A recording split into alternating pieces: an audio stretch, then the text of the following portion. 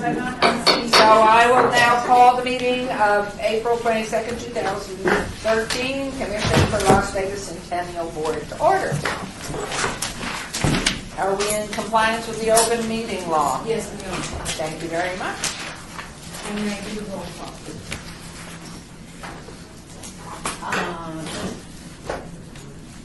Chair Goodman? Yes. Councilman Coffin? Absent. Councilman Barlow? Absent. Member Feldman? Absent. Member Brown? Absent. Member Pike? Here. Member Helping? Here. Member Bryan? Absent. Member Stoddall? Here. Member Rollencotter? I'm sitting in for him, Chairman Hamel. Member Arnold? Here. Member Cashman? Absent. We do have a quorum of 6. Great, so we will proceed as soon as I pin myself here. Right, a faulty? No, perfect. Public comment during this portion of the agenda must be limited to matters on the agenda for action. If you wish to be heard, please give your name for the record. The amount of time of discussion, as well as any single speaker is allowed, may be limited. Hearing none, seeing none, we will move on to item 4. May I have approval of the minutes of October 22nd, 2012 meeting for the Commission of the Las Vegas Centennial? So moved. Second. Thank you. There's a motion and a second. Please, may I have a motion to approve the minutes? Oral. Just, yep? Yay. Yay. Oh, I'm sure there's not. Thank you. Not verbal, oral. And we will move on to item 5, discussion for possible action to elect annual officers for 2013-2014. Terry Condicello will present the officers. Madam Chair, this is the time and place for the annual election of officers for the Commission for the Las Vegas Centennial. You have before you a proposed list of the officers for the Commission. It's Carolyn G. Goodman as President, Esther Carter as Secretary, Mark Vinson as Treasurer, Elizabeth Fratwell as Vice President, and Ken Olivas as Vice President. I submit this slate of officers and ask that they be approved for officers for the upcoming year. Thank you very much. Any volunteers instead? Hearing none, may I have a motion to approve the slate, please? Motion and a second, please. Second. All in favor, signify by aye, please. Aye. Thank you very much. Motion approved. Welcome, our dear Senator, Governor, and all the other titles. It's an honor to be in your presence. Goodness, you do have more titles than anybody I know. Okay, item number 6. We have a report and update on the Centennial expenditures and budget. The report will be given by Joe Williams, please. Mayor, we ended for the 9 months ended March 30th, we ended with an ending fund balance of $1.6 million.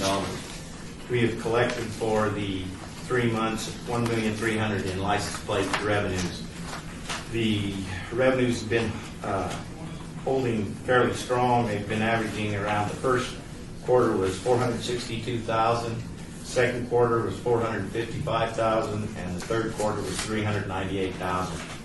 So they've been a little bit over $400,000 is what they've been averaging. And we budgeted $1.6 million. If they hold true, we should end up with about the same that we ended up with in 2012, which was $1.7 million. So we should really, I think, exceed more than we budgeted for the way it's looking so far, which is good. We've paid expenditures for the 9 months. We paid West Side School the $500,000 for to pay the debt on the bonds that we issued. Neon signs, $30,000. The El Dorado Royal, the $300,000. We've had $3,000 in admin expenses. We've had internal charges, which is basically covers one full-time person for the city for the 9 months of around $80,000. We've had some other small expenditures. We paid out the Preserve Nevada Symposium 20,000, Desert Road Productions, 50,000 basically. So we've expended for the 9 months basically $1 million, so we're looking real good. We still have committed projects, 944,000 of committed projects that we still have budgeted that we haven't expended yet at this point. Does it show on here the income, the payback from the mob museum, the 400,000? Or wouldn't that appear That went on to the this? city last City. year. That Yeah, that went was to the separate. city. And about the Esther, the new license plate from the, In the Centennial, Yes. I know that there was some concern when we first found out that the Centennial was making the license plate. I know that it did get approved just a couple weeks ago in Carson. I don't know that they've produced them yet, but their plan is for them to hit the market as soon as they can. I personally,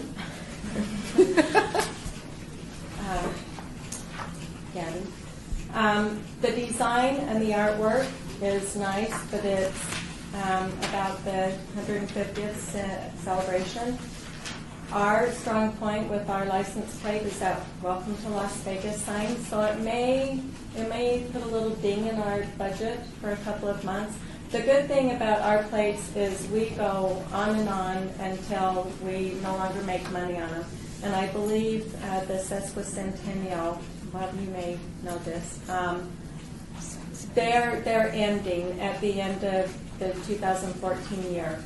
They don't want to carry on like we've done for 7+ years. So their funds will die out at the end, and I don't know what happens to the money that they make after that. I talked that maybe the Centennial will get some of that, but I'm not sure. So the plate design is a nice design for people wanting to celebrate the Centennial, but I'm not really sure it's going to have a huge impact on us. It was my understanding that the legislation called for money to be, go to the Nevada State Museum. So I Yeah, wasn't that aware there was would going be- to that would sunset, be that great. there was going to be a. that is great. Yeah. It's going to have some impact, I would think, don't you, Esther? Have you seen the design? I haven't, but I mean, putting aside the design question, I would think, the historic 150 years, there may be some people, I'm not saying that our design is not superior, has, a longer lifespan, but I would think there'd be some Yeah, impact. I think it might put just a little ding. I wouldn't trade my Centennial plate for the Centennial. I love my Centennial Well, plate. that's And I because just it think the hasn't, color Clark of the County design- hasn't been part of the state for 150 years.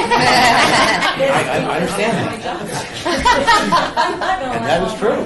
Yeah, I mean, it might, because 150 years, that's a pretty cool thing, and to Yeah. have that on the license plate, but I can't see it hurting us. Okay. I think 100 cool than 150. Yeah, it is. 175 doesn't have a big ring. And No. As not, 125, when that celebration was up, it didn't go anywhere. Yeah. It was, there's still a lot of rifles with 100. and we don't have to wonder about 200. Well, Any questions? Yes, please. Well, one of the things, first of all, we took a lot of time to come up with our design. I mean, the legislation for the bill was 2001. The Centennial wasn't until 2005, and we spent a lot of time trying to design, and it was until Bob came up with a brilliant idea for us to put the sign on it, and that's what really sealed the deal. And all of our committee, when we were talking about developing this, we didn't care what was on it because we knew nobody else would care. They just wanted it to go with their car and be something that they liked. And so we just looked at it from something that would sell. And I think most people who buy it don't care that it was for the Centennial. They like the picture and it goes in Yep. their car. Yep. So I don't I agree. think most people who currently have the license plate are going to cash theirs in for a new one for the Centennial. I would think that very few people would do that, and that a lot of the. Do we have a breakdown of how many repeats and how many are new in those numbers? Because I would imagine if you had just gotten a new one, I don't know how many of these are new and how many of them are recurring. Because We can get it. It's a struggle getting that information. I know. I know. tried. We've tried and tried, and I've sent them letters numerous times, and just have a hard time getting the breakdown to from them. But I think a lot of them are the recurring ones, and I don't think those you're gonna recurring get a lot ones are of going folks anywhere. probably up north. we'll Yeah, they'll buy, the probably. South Centennial, Yeah. and our folks down here have decided that we won't even the state. Literally. So any questions on the budget for Joe? Either with or without. Either with it or without. That's right. No questions? Move to No, that's approve. goodness. Thank Sounds you. good. Motion to approve, second please. Second. Seconded, all in favor, please signify by aye. Aye. That covers it, thank you very much, Jen. Wonderful. Okay. And now we'll move on to item number 7, Linda Miller will report on the status of the Helen J. Stewart statue building project.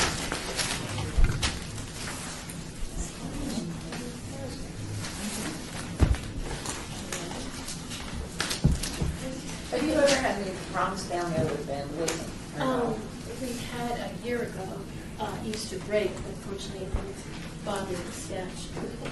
A year ago Easter. Now, I come to you not as Helen Stewart today, but as Dr. Linda Miller, Vice President of Friends of the Court, to thank you, Mayor Goodman, and this esteemed committee for giving us the money for the statue and for the video. It's, little groups like us that were able to see our dream come true with the committee awarding us the money for the statue and the video. So this is my, being a history professor, about my documentation here. So I'm not going to talk about how the money was spent, because we've given that to you on the second page here. I know I only have a few minutes. And I just want to tell you the impact that your investment has, as we've done many things. So I put this notebook together. I have 6 notebooks of the evolution of the statue project from 2008 up to the present.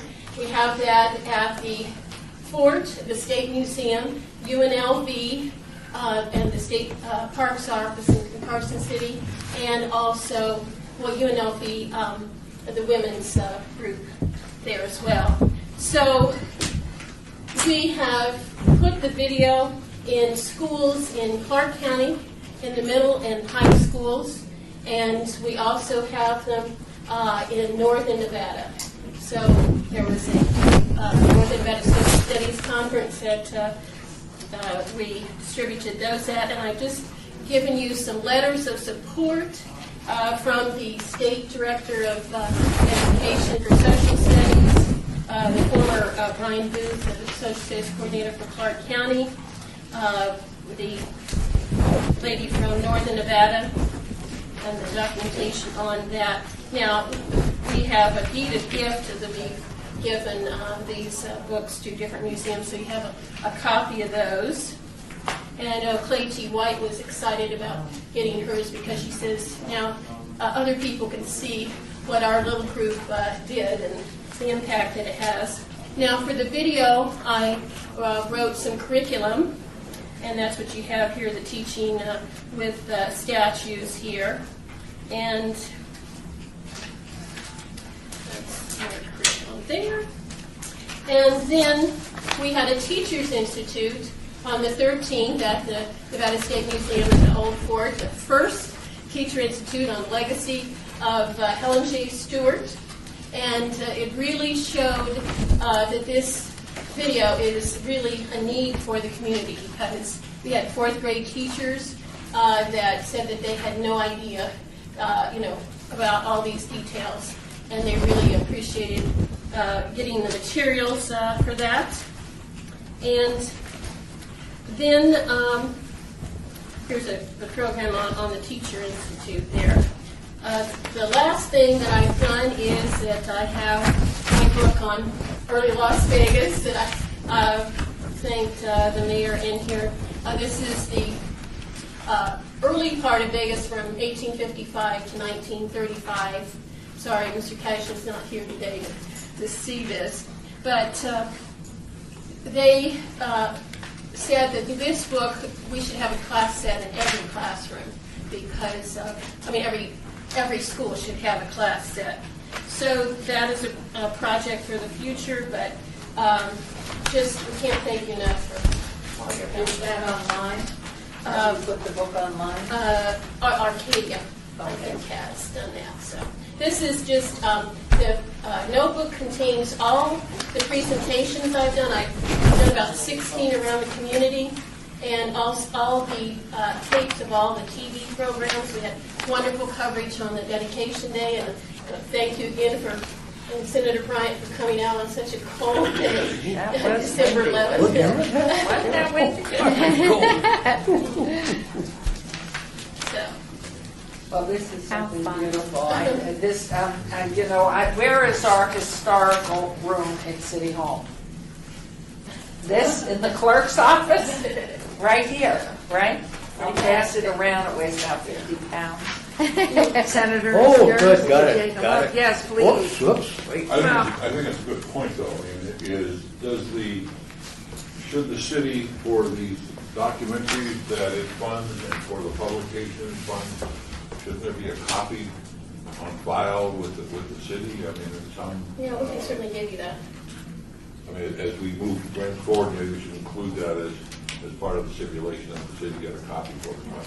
Well, and two, I mean, I know since all of our ordinances are in one locale with the city clerk, that probably is the best place. The sad thing is that the public, unless they make an appointment, can't come in and just see, have a museum room or something where all the... Build another museum? We'll build another one. We'll add it onto this one. You understood why we can't move this Yes. flag, which you requested. Well, Your Honor, has the council given, you and the council given any thought to have some of these things, other than those which cannot be removed, displayed so people could come in, to the entry of the city hall? Relatively few people are going to migrate into here. So the whatever exhibits can be appropriate to display elsewhere. I mean, I've seen some beautiful cases, that might be considered in the future for an appropriate exhibit that the public can enjoy. In particular, the Yes, flag here. yes. But we can't move it because of the weather and the lighting and everything else. We were told that prohibits it, but maybe that's something we can explore, and we will just certainly go ahead and take a look at that. There's some display case or something that we can do, and maybe the Centennial funds, if we need them, could help with that. Well, Good like we idea. were saying, maybe when we get things like this that we want to preserve and make it so public can go and view it, maybe we do something with the Nevada State Museum or something that we could, have an agreement with them that when we get awesome things like this, that the public, that would be a way for people to learn about this too. Now, this is my ongoing one, so I had the one at the State Museum, so. You do have one there. Yeah, the one's at the State Okay. Museum right now and at the fort, so I just keep this to. Well, I'd sure love to see it at City Hall, the People's Hall. You want people who live downtown, and so maybe that's something, Esther, you can add to your We short are list. getting the statue. Yes, I wanted to say the last thing Oh, sorry. is that the reserve the funds that we have left, we have made a moquette for City Hall, and that's going to And be. is it going to have a plate? It does Um, not have a no, plate. it doesn't I've have a noticed plate. that, and it needs it, because people coming in for the first time or young people who don't know about how it's Oh, stored, Sarah- it needs Sarah a doesn't plate. have a plate? Doesn't have a plate. Mhm. Just another point, Mayor, I maybe it's not the appropriate time, but some of the funds that the city, whether it's Westside School or to the statue, it would seem, are we requiring anybody to say that these are funds from the public through the Centennial Yeah. Commission? Is that part of our granting The process? statute does say that Wonderful. on the base of the statute, and also the video says that as well. So then if we put an exterior plate, that's a great point, that we would make sure it says that. It's really important. So, well, thank you. All right, How thank much fun? you. What's your next project? Actually, I'm going to Judge George's house tonight to speak to the Estonian judges. Oh, how nice. Give an introduction to Michael Green's talk. How lovely. And then I'm going to Reno to the Representation University this weekend. Oh, are you busy? Yes, please. I was just curious, you were talking about having a cost up for everyone, and Uh-huh. the thing with ebooks, it would be so easy to put one up Oh, with an yeah. ebook. Have you looked at doing that? No, this ideas came this week, so. Okay, because an ebook would be Yeah. practically free. Wonderful, thank you. Thank May I have a motion to approve the Mayor, report, can I please? make a comment Yes. quick about that? I just want to thank Linda because she's one of these projects that the Centennial funds, and it's a perfect I mean, this is what the Centennial done before, and Linda has just done such a great job in providing all of the information and the details and following through with the funding that she got. So I wanted to say thank you for all of your hard work and dedication, and it's been a great project working with you on. Thank you very much. And going back to the past tenure of my husband, you know how much he admires you and what you've done. Oh, well, So, thank you. very nice, and we're just really pleased. On your support. It's excited, and hopefully one day soon we'll be fixing up Cashman Field to make it beautiful. Anyway, extra donation. So a motion, was a motion, yes? You don't need a, it's just a. Okay. All right, so thank you very much. We'll move on to a report from Deirdre Clemens on the Preserve Nevada Conference. My name is Deirdre Clementi. I'm here as the Associate Director of Preserve Nevada to give a summary of our very successful event on December 1st. That was funded by funds from this commission as well as UNLV and the National Trust for Historic Preservation. The event was held on the 1st of December. It was a full-day symposium on issues of preservation and historic preservation and sustainability. It featured 45 different speakers from a range of different groups in town. You guys were well represented, as was UNLV, and some local nonprofits as well as state government. We had some people from the museums there. We had a full day of really roundtable discussions between people who aren't very often in the room. And it did get tense when the power company and the activists sort of were standing in one part of the lunch area, but not because I saw them, but everybody was getting along well. So the event really accomplished its goal, which was to have a full day where like-minded people and unlike-minded people get into a room and sort of hash out some of the details and offer up case studies of things that have worked in terms of urban preservation. We heard from people in Los Angeles, and we heard from some people in Pittsburgh, and that's really where where the commission's money went to pay for, was to bring in these outside experts to sort of compare and contrast historic preservation and sustainability in Las Vegas, which is very unique, as opposed to Pittsburgh, which of course would be a totally different climate, totally different kinds of buildings to be preserved. So again, we really hit upon that diversity that we had wanted to do. And the event has led to some good publicity with the National Trust. And again, Las Vegas is sort of distinguishing itself where historic preservation is happening.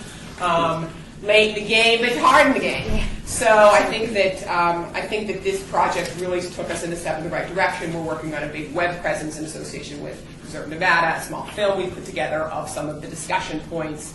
And we're looking to track the projects that come out of this symposium, including some work with the city and UNLV, as well as some other projects that some of the smaller preservation groups around the state have on the go.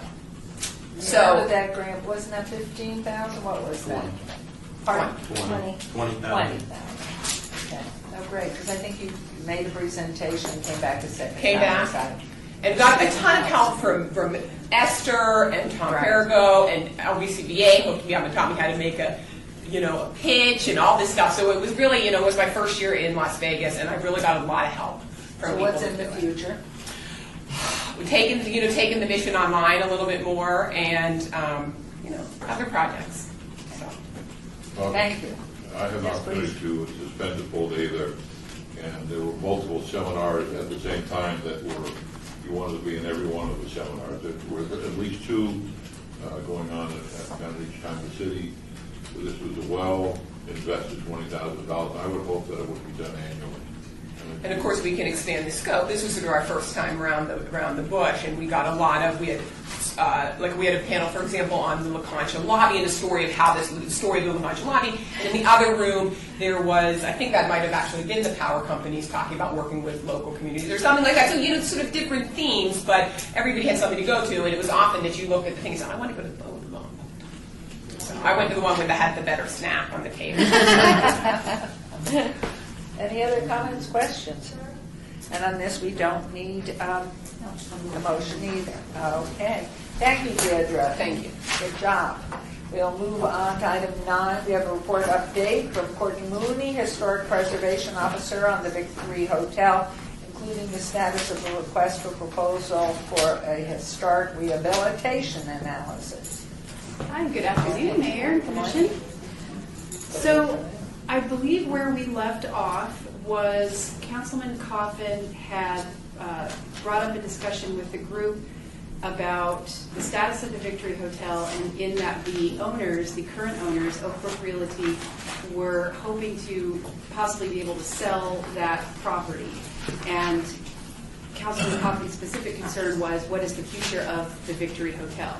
And of course, many of you are familiar with the story, built in 1910, so it's over 100 years old. It's the last of its kind that we have downtown, with the canopy and just being a perfect example of that type of building that would accept the passengers coming off of the train, and the incredible history that it has with shootings and possible brothel. And so it's a great building with a really great history. And Councilman Coffin is very concerned about its future. So he had spoken to the Springs Preserve about possibly moving it over there.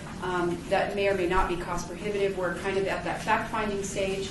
So at his request, we are going to, we've solicited proposals for a rehab assessment report, which essentially will take a look at the building, make a determination of, first of all, eligibility to the National Register for Historic Places. It was considered eligible a few years ago, I think in the 80s, and the owners declined to pursue that at that time. So we would just need an update on that, because that, of course, may impact funding opportunities in the future. We also want whoever does this report to let us know what's particularly significant about the building in terms of its architecture, or exterior and interior. In the event that the building were to be moved, what should be taken, what should be salvaged. There has been some discussion about moving possibly just the facade, and a few individuals have said, well, there's the original staircase in there, and we might want to take that as well. We also want them to look at, is the building able to be moved? Is it structurally sound, and what would it take to move it, and what would be the cost for that? They will also look at redevelopment options for the site with the building on the site, and provide some recommendations to the property owner, saying, if you were to sell this building to someone, here are the options you could give them. You could say, gosh, this would make a nice little restaurant for a hotel if you want to build behind it, or whatever those recommendations might be. We did receive 2 proposals. The review team has met to look at those proposals. We have not, we chose someone, but we have not let them know yet that they've been chosen, so I'm not at liberty to say who that would be at this meeting.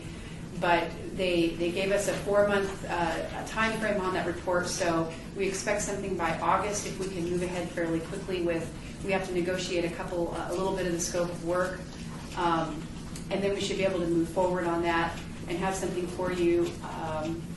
When is the next Centennial meeting, Esther? July 22nd. Oh, it's July. Okay, so it would be the following Centennial meeting, and we could just give you a report on what those recommendations were. Now, I know this project is moving kind of quickly. I guess the property owners are sort of looking for something very quickly, so hopefully by the next time we come to you, we don't say, they decided to demolish it or something. So in the event that you want to see the report sooner, I'm sure Esther can get those findings out to you. Some questions. Sure. Do the owners, those are the people from Chicago? Yes, Do they own the land as well as the building? they do. Would they ever entertain donating it to the city? They did say that they would donate the building. I believe that... On that site? No. Oh, no, the property. No, I think just that they said that they would give us the building. Okay. And then we could do with it what we wanted. So I think that they do not, from what I understand, they don't want to just demo the building. They would like to work something out. Of course, we would like to make sure they know all of their options before they make that decision. So you would come back then after 4 months after the July meeting? Correct. Okay. But I think if they want to move fairly quickly, we might be getting the report to you possibly via email rather than having to wait, because I think the next meeting would be September then. October. October. and they may want to make a decision before that. If that's the case, we'll get the report to you before then at least. So you- Well, you might think that there might be adjacent landowners now that things are moving along downtown that may want to purchase the property, and depending upon the ownership, how appealing that might be to them to move it. So you could mail this out. You have to tell us who it is at some point, who's been selected. When is that? When would we get that information? We are going to let them know today, actually, but we just haven't done it yet. So, however Esther would like to communicate that to you, I can get the information out to the commission. We can just email that, right? We'll just email it to everybody. Okay. Questions? Yes, Bob? Have the owners agreed that they're not going to do anything until we get the report back? You know, I'm not sure if there's been a formal agreement, but I do understand that they have expressed their wishes not to do anything until we get the report back. But Councilman Coffman's liaison, Felipe, is here, and he may have more information on that. I'm not sure. Sorry, I don't mean to put you on the spot. Good afternoon, Felipe Ortiz with Councilman Bob Coughlin. Councilman Coughlin has met and is going to meet again with the property management company. There is no written agreement not to demolish, move, or sell the building. However, there is a gentleman's agreement to look at what's presented after the study so that they also have viable options that may benefit them in the future. So it's a gentleman's agreement, and the councilman's actually going to meet with them again this week. Right. Would they have to get a demolition permit if they were going to take that building down through the city? Yes, So this just can't occur late one evening, you know? not legally, no. Any questions? Any other questions? I just comments? a bit of concern. I mean, it's probably too early that it would be real beneficial for them if the city were to incur the expense of moving it and putting the ground back just to a wonderful, pristine state, and then they could sell it. So I think there should be some financial encouragement on the part of the owners if we do feel that we can move it financially. I have all kinds of figures, $1 to $3 million to move it, cutting the front facade off and just moving that. I think it's a great move on the city's part to get some answers, get some options out there. But yeah, this would be a real black eye on the part of the owners if they just simply demolish the thing. We'll see how it works out. Thank you. Anyone else? Thank you. Thank you. And you'll just stay in touch with us and Councilman Coughlin. Great. Absolutely. Thank you so much.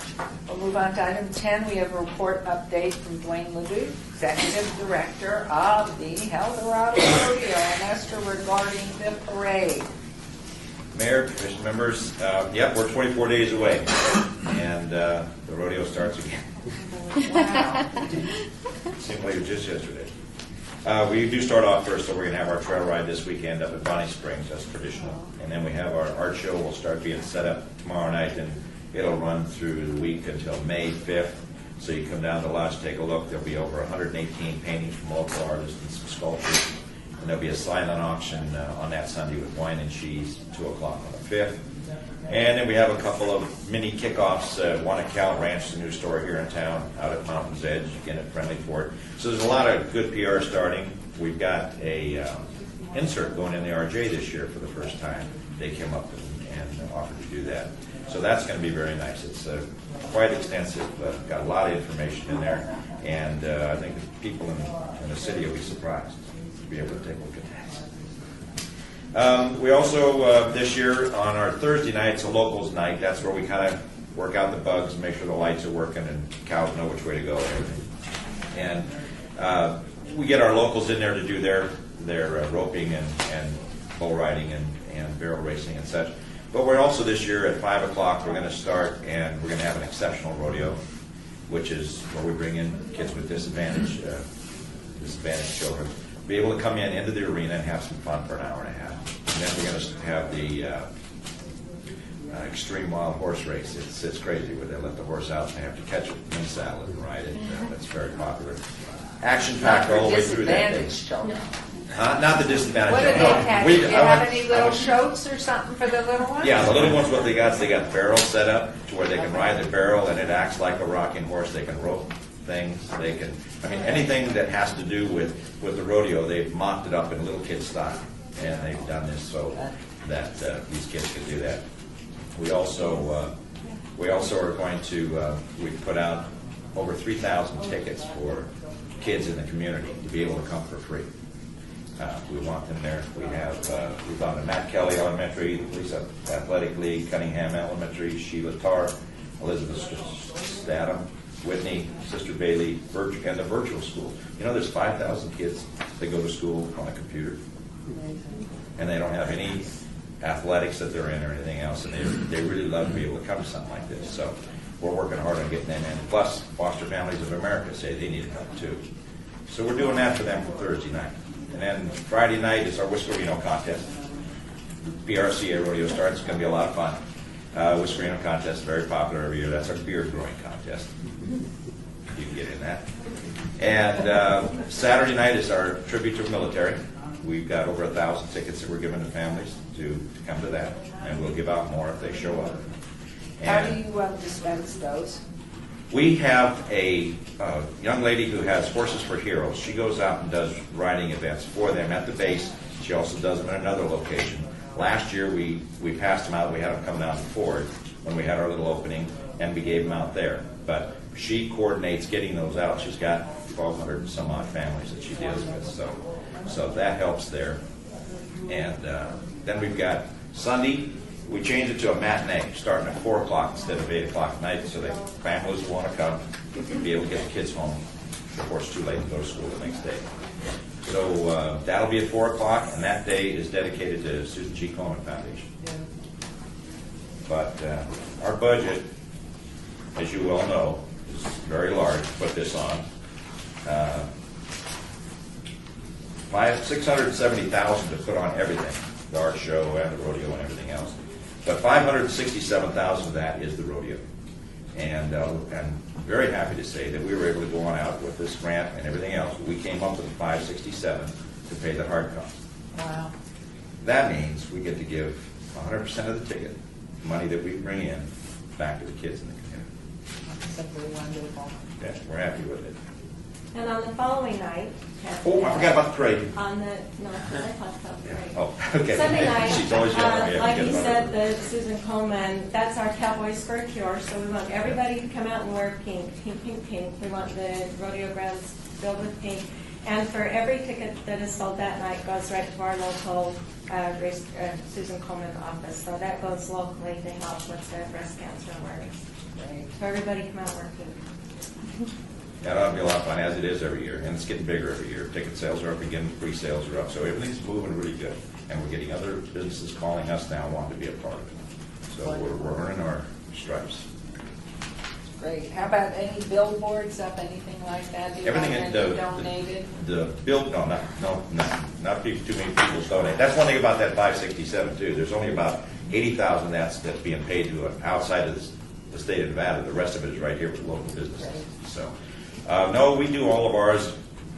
She's We better have at that than a huge media buy. We always spend about $125,000 every year in media buy. I've learned over the past couple of years that I would rather spend our money on TV buys and not so much on billboards. So we've cut back on the billboards this year. You'll see more TV buys and radio buys. Gordon and I have already been on 2 radio stations doing radio interviews that will air when we get a little closer. We go to Lotus Broadcasting tomorrow to talk about radio. So it's a huge media buy that you'll start hearing a lot about Eldorado in the next couple of weeks. The best billboard we have is my truck. My truck. I think It's it's all smooth then. crap, so it looks good.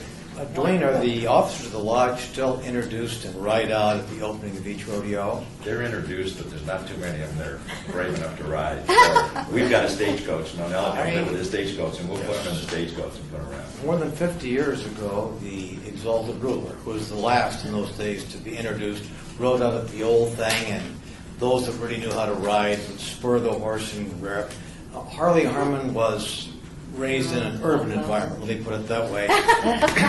And as he reined the horse in, it stopped on on a dime, and he fell off. There were roughly 7,000 people there that night, and the next night I was the Boy Scout selling soft drinks or something and passing by the Exalted Rulers box. One of his children asked the next night, "Mommy, will Daddy fall off the horse again tonight?" So you guys have gotten a lot smarter, yeah. I was Well, if it's a Binion, is it the Binion Stagecoach? No, it's the Nonella Stagecoach. It's beautiful. It's a recreation of an old Pony Express. I was in Reno when the Stagecoach did a figure eight, and because they're top heavy, it rolled over. There's a lot of They're things. very Don't tough. talk about that stuff. that worry me every night. No, As long as you're at the range, I'm not worried. When No, you I'm can sure handle the the worry. Stagecoach. I used to be out there riding with them when we'd be introduced. And you'd have to hold on to your horse because some of them thought they were cowboys and they'd take off. And it was a circus. Did you invite Wells Fargo to bring their stagecoach? Yes, we have. Give you a nice donation? We have asked them to do that, and they say they're scheduled out years in advance, and it's always. You're going to love this one. No, it's as good as Wells Fargo any day. Right. We did have Wells Fargo. Remember that one year down in 2005. It's a beauty. It's beautiful. Yeah. But you'll like this. I'm sure that's very. great. And at least we don't have a booth we have to get in this time. So. It's wonderful. Yeah. Boy, was that hot. Yes. Hot. It was so cool. And he's claustrophobic in that day. I know he was holding on to me like you wouldn't believe. Oh my gosh. And I was so glad not to be held by him, trust me. But it was wonderful. This sounds great. Any other comments, questions? Got a lot of information here. Anybody else wants to get?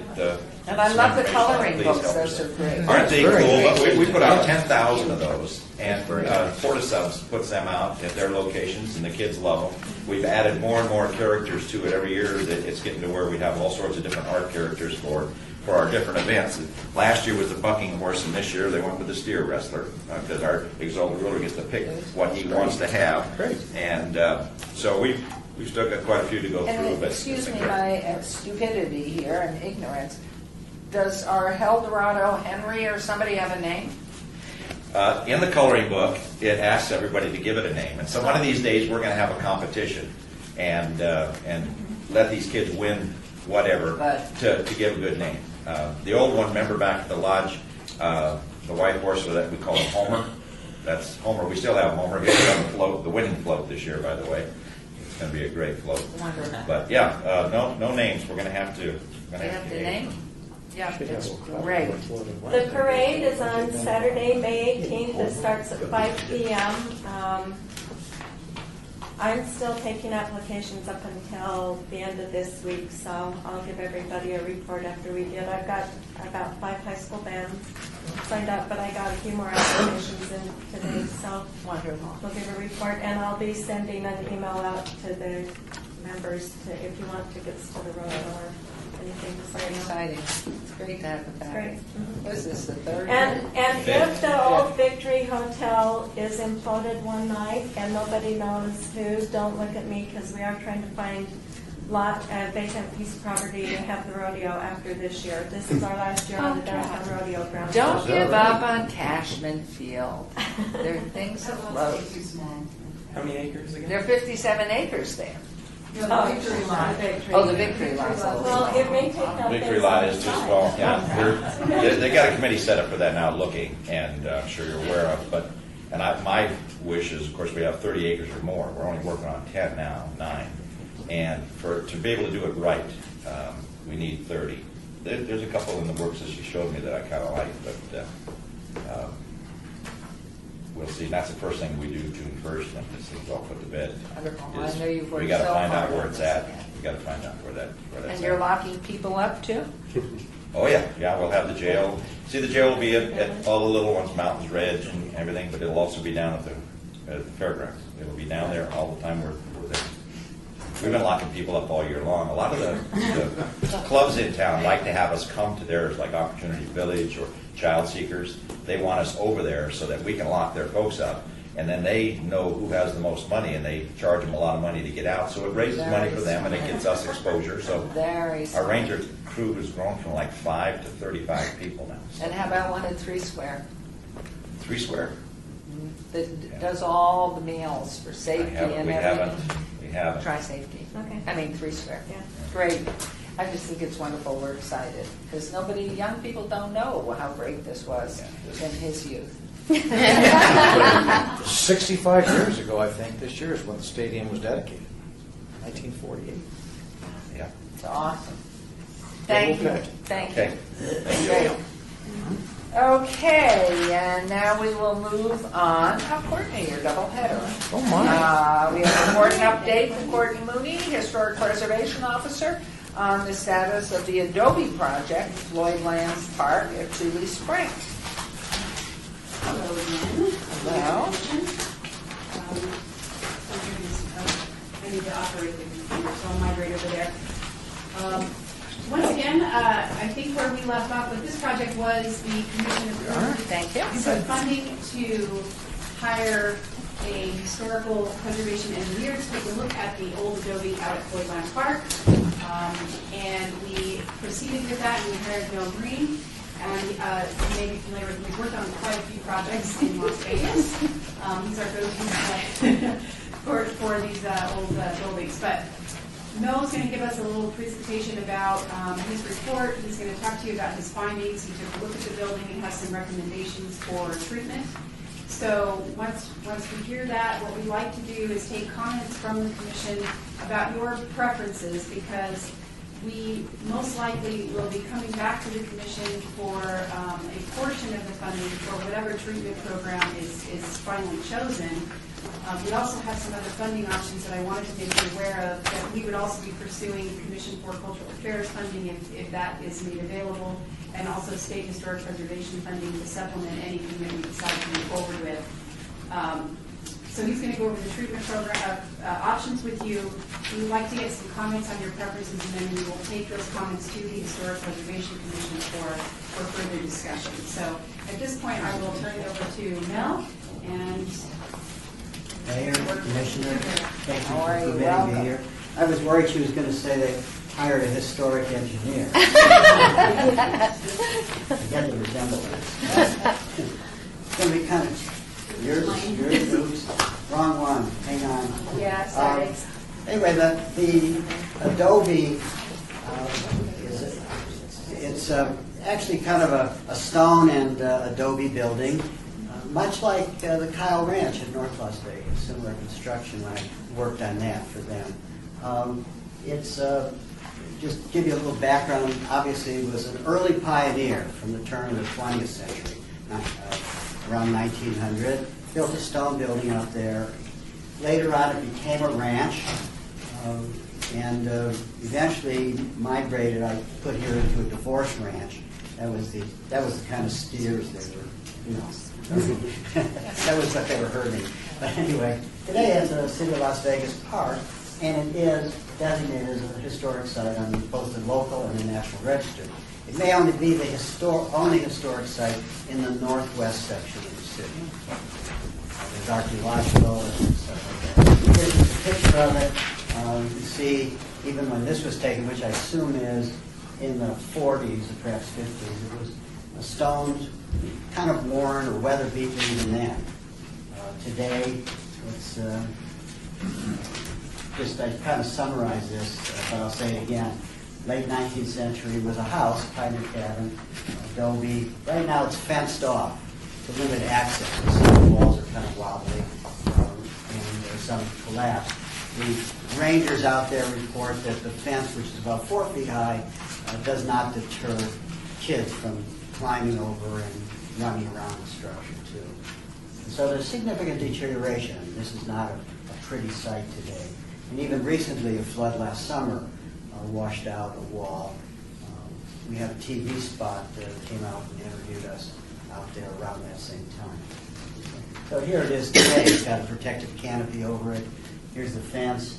You see it's kind of just a jumble.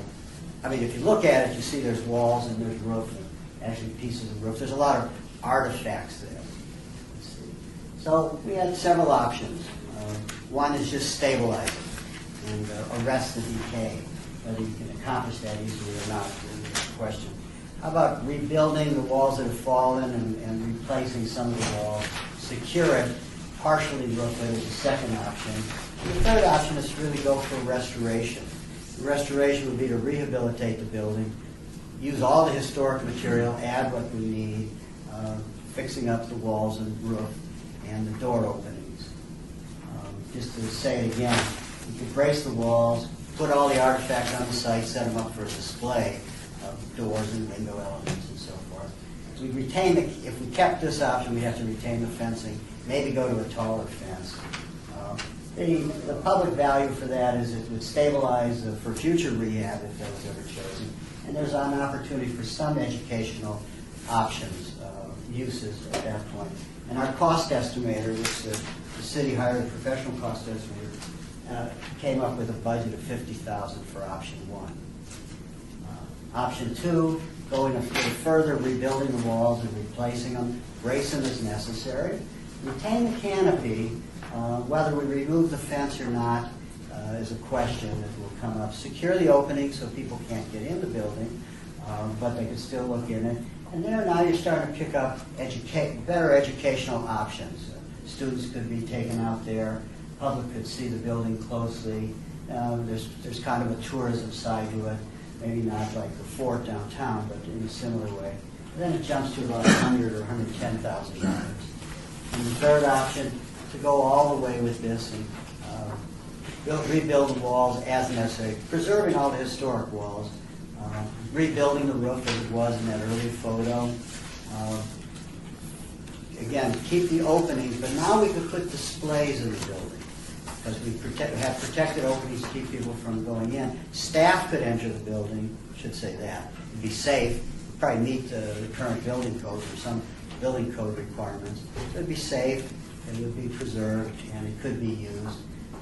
And then the canopy and the fence would probably be removed at that point. And then, there'd be extended use and educational options there. And the cost obviously jumps even more to around a little less than $300,000.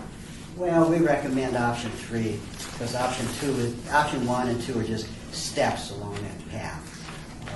And I think there's a good option. I'd say education. I see people not really, especially children, but even adults, not really knowing the history of the valley. And it's too far to drive downtown or something like that. Well, here we've got something in the northwest area. It's an opportunity for encouraging tourists while driving to Red Rock or up to Mount Charleston or just in that part of town where the Marriott and so forth, stop by the historic site. And if we do fix it, obviously we're reducing much of the maintenance that will be required. So we're urging option 3. This is an early photo. Sorry. This is an early photo. It'll look better than this. But it's not. It's a historic cabin. They didn't make it pretty. It wasn't polished. It's a rough, pioneer structure. The restored building will be in color. Yes. Any thought ever to moving it to the to the Stewart property?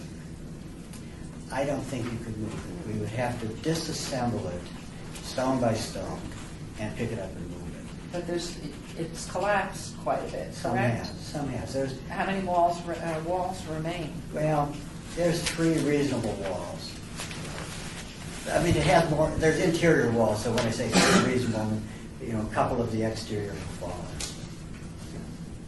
fallen. It's at the Clark County Museum. We just relocated a milk cellar from Bishop Ranch, we call it. It's now an exhibit, just finishing up at the museum.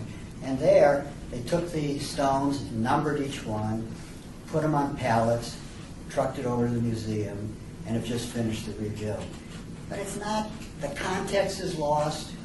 It's just an artifact, like in a museum, but not to be punny about that. Whereas here, it's at least, I'm a purist in preservation, so I'm arguing for, the context is where it's been historically. You have a question, Joe? Yes, please, sorry. First of all, can we get a copy of the full report? Will this have power? We haven't thought in that detail. It probably should, just so that you could have a light or so in there for staff use and stuff like that. The other question, it was damaged earlier by floods, and is part of the 290, is that to protect it from floods as well? Some grading at the site to create swales because it's a reasonably flat site, and you get the surface runoff of a big storm. So by doing some grading to slope it away from the building, that's included. It's my understanding that there, beyond this and the Kyle Ranch, are the two existing adobe structures. There's a couple of more modern ones from the 1930s. I believe it's Wheat Kirk and Heather and El Cholo on Main Street, if my understanding are also. But those are the only four examples that we have. And this is truly, from my standpoint, my viewpoint, a treasure that the city has and really gives an opportunity in place. There's no pressing need to move it. I mean, it's a good wide open area, so it can be seen. I think it's a real opportunity for the city to once again stand out and a very important. Any way to date it beyond early or late 19th century? Is it carbon dating or? Well, the earliest record we have is from 1910. So beyond that, it's All speculation. yeah, it's all kind of speculation. Do you think The it's earlier? materials are local. Pardon? Do you think it's earlier than that? I couldn't guess. Okay. What is that record? What documentation from 1910 leads us to believe that that is the oldest record that we have? I believe it was an inventory of what was on the site, like either a diary or something that someone had gotten to the site and they said this building was there and it was dated. I'd have to double check on that. I mean, it was a homestead, as I understand originally. Do we know when the application to homestead was filed? That would be something that would be under the federal records, I would think. We do have some of those records. I'm just not familiar with what they are. Not trying to give you the second degree here, Courtney, but I mean, there are. But the Homestead Act, you have to file an app, all that sort of thing. And it was done widely throughout the valley, well into the 50s. Do something? Yes, you did. File a report? Yes, you did, yeah. No, you had to put a certain dollar investment, dates back to about 1862. A progressive Republican era, for those of you. The Moral Act, and a lot of other wonderful things they did back then, yes. I wanted to add too that eventually we'd like to amend the National Register nomination for the park to include the adobe. For some reason, when they originally did it, the adobe was included as a non-contributing structure. And we think if we amend it and include this, that it will open up other funding opportunities, expand that context, and just we may even be able to get on a national level of significance. So we're hoping that, I think the idea is that if it's reconstructed, but the public is not allowed to be inside, that there will be, that just expands that ability to interpret what was going on at the park before the buildings were constructed in the 40s. And again, as Bob mentioned, that it's one of two, left in the city. So, What's the next step? the next step is to go to the Historic Preservation Commission, taking your comments to the commission. If any of the commission members here have any thoughts or opinions on the treatment program, we would take that to the commission, and then the next step would be to start pursuing the funding to cover those costs, whatever that option is.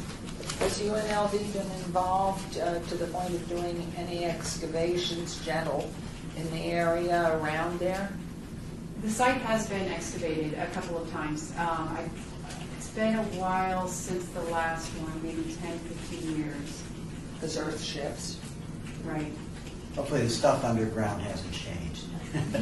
Well, my thought was in order to identify the proximity of its construction, in the late mid-1800s or something, that might, give you a metal pot of some sort or something. It may be that the building was a little bigger too than what we have documented.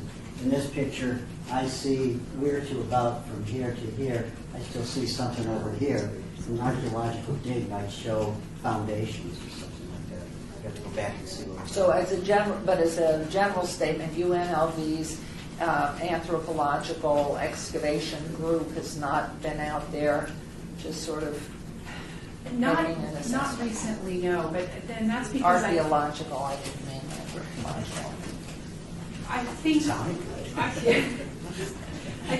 I think because we had one done that was so relatively recent that we did not do that. We didn't contact them, recently for this project.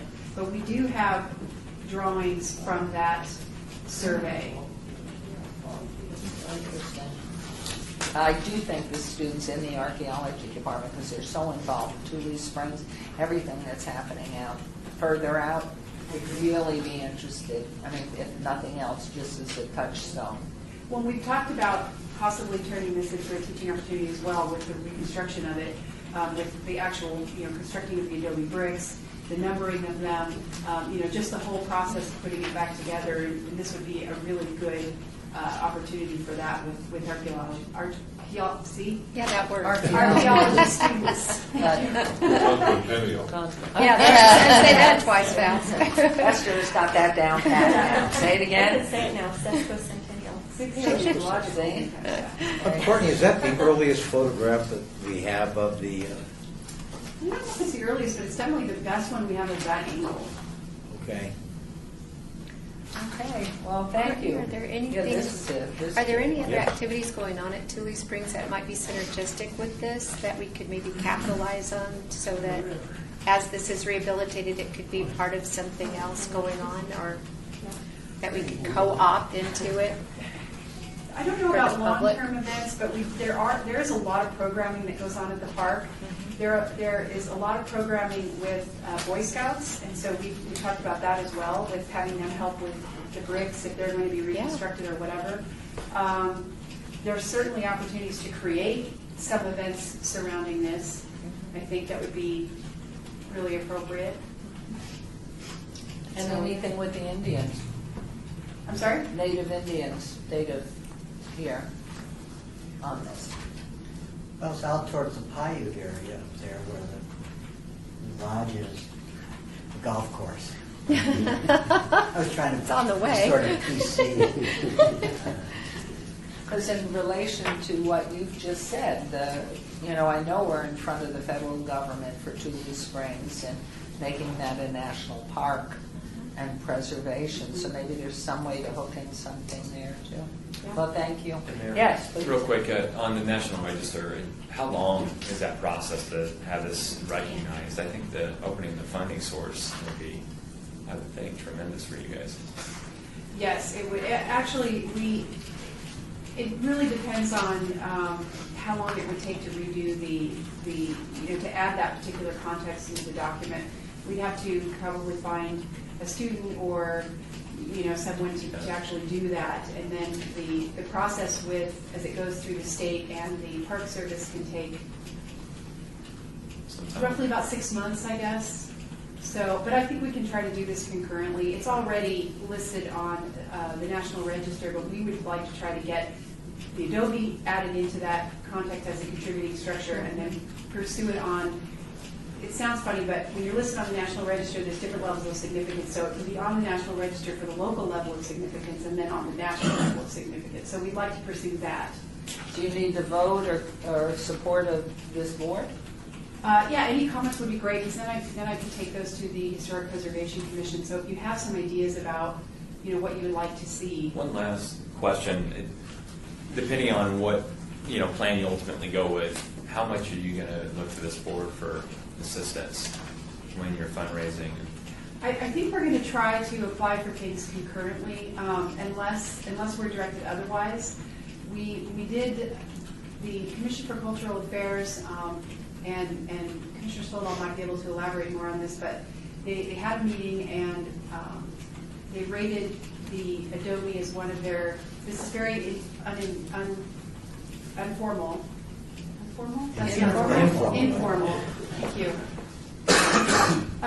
It's very informal, but they rated the Adobe as one of the top 5 projects because of its emergency status. That doesn't mean that we're actually that program is actually going to be funded. But if it's funding, there's a really good chance that we would get some funding for that. We're also going to look to other options it might be piecemeal. It's hard to say until we actually get the money. But I'm going to try to avoid coming to you and saying, you know, we need $300,000. If I can try to supplement it with other funding sources, that would be ideal. Let me just add 2 points. One, this was a statewide conference of the Commission on Cultural Affairs. In the past years, they had $3 million plus each year through bonding, and then under the previous governor, there was no bonding available. The current governor is looking to see if he can do that, change that, so we can have, I believe it was it $1 million? I think it was $1 million, and there were requests for, I think, as much as $11 million out of that. And one of those was Courtney's representing the city of Las Vegas, and as she said, it was in the top 5. I will say largely because of her presentation. It was very professional, right to the point, and she brought those folks around statewide, and so we were in the top 5. Very nice job, Courtney. Congratulations, good job. But we don't get the money There's no until the money. legislature approves Yeah. it, and the governor signs it, but it was a nice, we're up at the top 5. And then out of $1 million, though, with $11 million being asked, what do you think? I mean, you know how that board is. You know how hard it is to get any money. I would be pleased if we got $50,000 to $75,000 to $80,000 Gosh, out of that. I'd be thrilled if you got that much out of $1 million. That would be amazing. Courtney, can you be a bit more specific in terms of what we need to say or convey today that you take into the historical? If you have any, you've seen the 3 treatment options. If the commission has any comments about what treatment option they would like us to pursue, I know we've talked in past meetings. The commission has said they definitely wanted the public to be able to access the interior of the building. What we have found in my discussions with Mel is that may not be the greatest idea, simply because buildings themselves are somewhat fragile, and so if you allow a lot of people to walk through them, and with my experience with the visitor center at Floyd and Lamb, where a lot of the visitors are somewhat unattended, and they have a tendency to damage historic property. So I think what I just wanted to make sure is that the commission is comfortable with the public not being able to go inside the building, but we hope to mitigate that with the ability to look inside and see certain artifacts, or how, the size of the rooms, or how, what it would look like inside. There will be some seismic retrofit that we are going to try to make as least visible as possible. But that's kind of where we think if we want to get the biggest bang for our buck, we want to be able to interpret this. We want this to be something that the public can see. That's how someone might have lived here, how they might have lived in the 1900s, the early 1900s. That's kind of where we're going with that option, and also kind of limiting the access. Much like the railroad cottages that were moved up to Henderson that are not safe for walking inside, but that are viewable from outside. So how about just a statement or a vote of encouragement to proceed forward to get that caveat comment that you made into the historical preservation that you're seeking first, that we encourage it. Resolution or anything? This is not an action item. Right. That Okay. could be give comments or Okay, guidance to that we Courtney. encourage that. Courtney, a question that I have, I'm persuaded that because of the nature of the facility, they have access inside, maybe not terribly realistic, but I mean the difference between 110 option 2 and option 3, 290, is that 180,000 differential solely attributed to what option 3 would do in the inside? Because my question is, I favor the restoration of the structure itself to the best of our ability to do so. I don't know whether option 2 with the 110,000 does that. Obviously, option 3, some of that 290,000 must be attributed to what option 3 would do on the inside. So this lengthy, unlimited question I'm about to ask is, does 110 do everything we need to do if we could get that to restore the building itself, or do you need something between 110 and 290 to do that? I think you need something above the 110. That's what I thought. Because, if you remember, on option 2, I said the fence may have to remain for security. Yeah. And so to really, say we want to just walk up to this building and either walk in, or perhaps there's a pathway we can build through it for a display. That's just future studies. But I think there's a big difference in the amount of work. Seismic stabilization, you love when I say that. That's Centennial too. And breaks them all, then replicating missing elements. We have some pieces of doors, we know how they work. Sure. We could replicate them and create replicas, fill in the other openings. Sure. So that's where you're seeing that jump occur. When will we get, you're going to make a presentation to the Historic Cities Historic Preservation Commission. What's the next step in getting, these are seem to be Kentucky windage numbers. I mean, these are not actual numbers. Oh, they're pretty good. This was a professional cost estimator here in town. Okay. Said we need this much timber, we need this much cement, we need this much.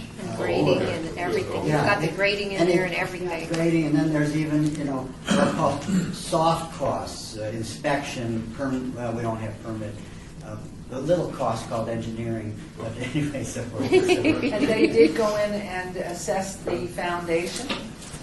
The foundation of the building? Yeah, we poked around there, I did that. But there's really, when they built in, they just put the stones perhaps 8 inches into the ground. There's not a concrete foundation. But meaning to go ahead and fully rebuild. The foundation's okay, just plop there with stones on dirt? Yes, because what I want to do, here's my lecture that Bob knows so well. But anyway, when the earth moves, so to speak, and you get it moving, we want to stabilize it at the top, so that right now, if the ground moves, it's going to flop over. So if we can stabilize at the top at the roof, and the estimate calls for a concrete beam around the top, anchored to the roof, so it works as one unit, like a box. The seismic stabilization. This is what they did at Kyle Ranch. Kyle Ranch pretty much Oh. did that. That way. So, Great. Well, I think you have some feedback from us. Yes? Yes. Is that a nod? So you will get back to us and let us know how you're Is that doing at specific some enough point? for you? Yes, ma'am. Okay. I think so. And great on your presentation. Let's hope there is a trickle down from the million. Thank you. Thank you very much. Nice job. Okay, I think we're on to item 12, which is discussion for possible action regarding a grant request in the amount of $23,860.89 from Stan Armstrong, president of Desert Rose Production, to finalize the filming of documentaries relating to Las Vegas. Thank you, Honorable Mayor Goodman and committee members. Thank you so much for having me here again. Did anyone get a chance to see Invisible Las Vegas Part 2 during Black History Month? No. I paused for a minute. No. No. Okay. We were on Cox 96 as well as Channel 4, and we will be on PBS this summer in July. My colleague here, Jordan Cuglietta, who is my producer and is an ex-UNLV student, has made us a presentation, or we have a presentation to show you, and show you how we did this last film. We're asking, well, let's show the film and show what we've got, and we can go from there.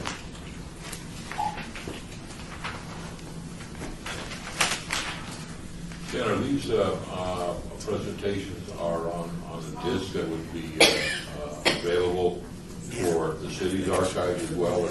Yes, and we actually have discs for all committee members of Invisible Las Vegas Part 2, so you guys will receive that. What's that? I have them in my bag. Yes. So, yes, and yes, it is available for the city. Great, thank you. Yes, it is. Jordan? Oh, thank you very much. My name is Jordan Cuglietta. I'm an associate producer on Invisible Las Vegas 2. I just want to say thank you very much for making Invisible 2 possible. It was a tremendous success during Black History Month. We released February 2nd on CCTV in cooperation with Cox Communication. We actually had a high-definition broadcast during February, which was very exciting for us. We got to see our work in high definition, which they also broadcast on Cox.com. Another exciting thing, we got to see promos on BET, AMC, and also AMC. TBS. So we were broadcasted pretty much nationwide. So we're very proud of Invisible Las Vegas 2, and we would like to thank the committee for it. Here is our trailer. Since And what's interesting too, committee members, is that we have documented people like Reverend Marion Bennett, I'm sure you know who he is, as well as other luminaries in West Las Vegas. Reverend Bennett, I just mentioned, there's someone else, also a lot of the old showgirls from the Moulin Rouge, as well as other places. And these people they're well up there. A couple of them aren't, well, they're just up there. And I'm just really happy that we got a chance to document them while they're still here with us. Anyway. Unfortunately, our trailer doesn't seem to be playing. It's giving me an error here. I was going to say, too, as well as Bob Bailey. Bob Bailey, Hannah Brown, Clay T. White, we're all part of our talking heads on Invisible Las Vegas Part 2. You want to just move forward? Yes, we can. We can show them the trailer to, there's Native Americans. Yeah, and then the other part of the grant was, of course, for City Within a City, the Untitled Pioneer Project, as it's listed in the grant. Our title for the project was City Within a City, and it was a historical look at past and present on the Paiute culture. And we did film at all the reservations here in town, from downtown to Mojave, as well as Snow Mountain. So they were really happy with just what we're doing, with them, and trying to basically let people know that there is a Native American community here in Southern Nevada. So we began production on November 3rd, 2012. We went out to the powwow to conduct interviews with the permission of the Tribal Council. Here are a couple production shots that we have. This is us on set. This is Deanna Domingo. Deanna Domingo is the head of the Cultural Committee for the Tribal Council. She gives us a great interview and arranges the other interviews, as well as giving us permission to film across the street from the powwow. So we were greeted very well by the tribal elders. As I'm sure you guys know, state and federal laws don't apply on the reservations, so things like film permits weren't needed. We just need the approval of the council. Before leaving, after we finished our day, we asked that if we could return next week. We told we would need permission from the tribal council to proceed filming, which was news to us because we thought it was already approved. So our calls go unanswered for about 2 weeks. And then about 30 days after the powwow, Deanna tells us that no council members are willing to give us permission due to the current election of board members on the tribal council. So out of respect, we hold our calls. December 17th, there's a tribal police shooting at the Moapa Tribal Plaza. The incident resulted in the death of Deanna's stepson, unfortunately. So once again, we wait for Deanna to contact us, and other tribal members advise us to wait to sponsor our motion. Attempting to meet a February deadline, we pick up production and begin filming at UNLV with professors Dr. Cosgrove and Dr. Bauer, along with local landscapes for B-roll, while awaiting approval from the tribal council. January 2nd, Deanna Domingo calls us with good news. The tribal council, after all this time, has approved us, which is good news because our last scheduled day of production was January 3rd. And so we go back to the Moapa Reservation, again, meet with the tribal council. They're very happy with us that that we were patient with them while they were going through this transition, not only personnel but also travesty. So they buy us lunch and they tell us that we are now welcome at the reservation at any time. Our project is about 75 to 90% complete. Due to our lack of access to the reservations, If the project would finish as it is, we feel it would not, it would lack the quality seen in Invisible Las Vegas Part 2. So what we are asking for the grant for is, would you like to do this part, Sam? Doing great, sir. Thank you, sir. We want to rewrite the script to include the Deanna Domingo story, revisit the reservations, now with the full cooperation of the tribal council, and conduct interviews with the elder council members, and re-record a voice to narrate the story. With this grant, we hope we can finish this project with the dignity and respect that the Paiute culture deserves. And now, I hope that our trailer will. God, let's hope so, because we've been working on this trailer for so long, so. Anybody know why this computer doesn't have internet? I know what's up with our IT department. Any questions so far? Yeah, let me ask you, I'm having a little difficulty understanding the focus. In other words, as I'm looking at some of this information about Invisible Las Vegas, we're talking obviously about the history of the Paiutes and the Rancho High School riots and Moulin Rouge and the civil rights struggle, all of which are part of our history and our heritage, the good, bad, and the indifferent. What is the focus? I'm having difficulty. Is this going to be essentially the role of the Paiutes in our heritage in southern Nevada, which certainly isn't defensible, but all of a sudden the Paiutes to the race riots at Rancho High School, I'm having difficulty connecting the dots. No, that's a very good question, sir. The Rancho High School riots is a documentary that I did and funded pretty much myself, as well as Invisible Las Vegas Part 1 and 2. And we are finishing up on the misunderstood legend of the Las Vegas Moulin Rouge, which will be shown at the Neon Museum on May 23rd. So that's separate apart from what all of that is separate. Sorry for the confusion. It's perfectly okay. With Invisible Las Vegas, or city within a city, we, as Jordan once said, or just said a few minutes ago, we're really digging into the Paiute culture. Okay. And what's interesting about the Paiute culture is that, sure, they're on the res, and it's really interesting being out there, but the people, I mean, they're very proud people, but what we're shooting and what we're filming is the Indians that are going through so much as far as diabetes, alcoholism. We're tapping into all of this, as well as positive things that are happening on the reservation. But what the people are telling us out there is that, the story should be told.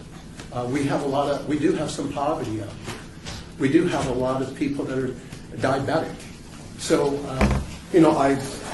I try to look at every culture and try to understand, from my culture, which is African American, to Native Americans, to the Irish, all cultures that made this nation what it is.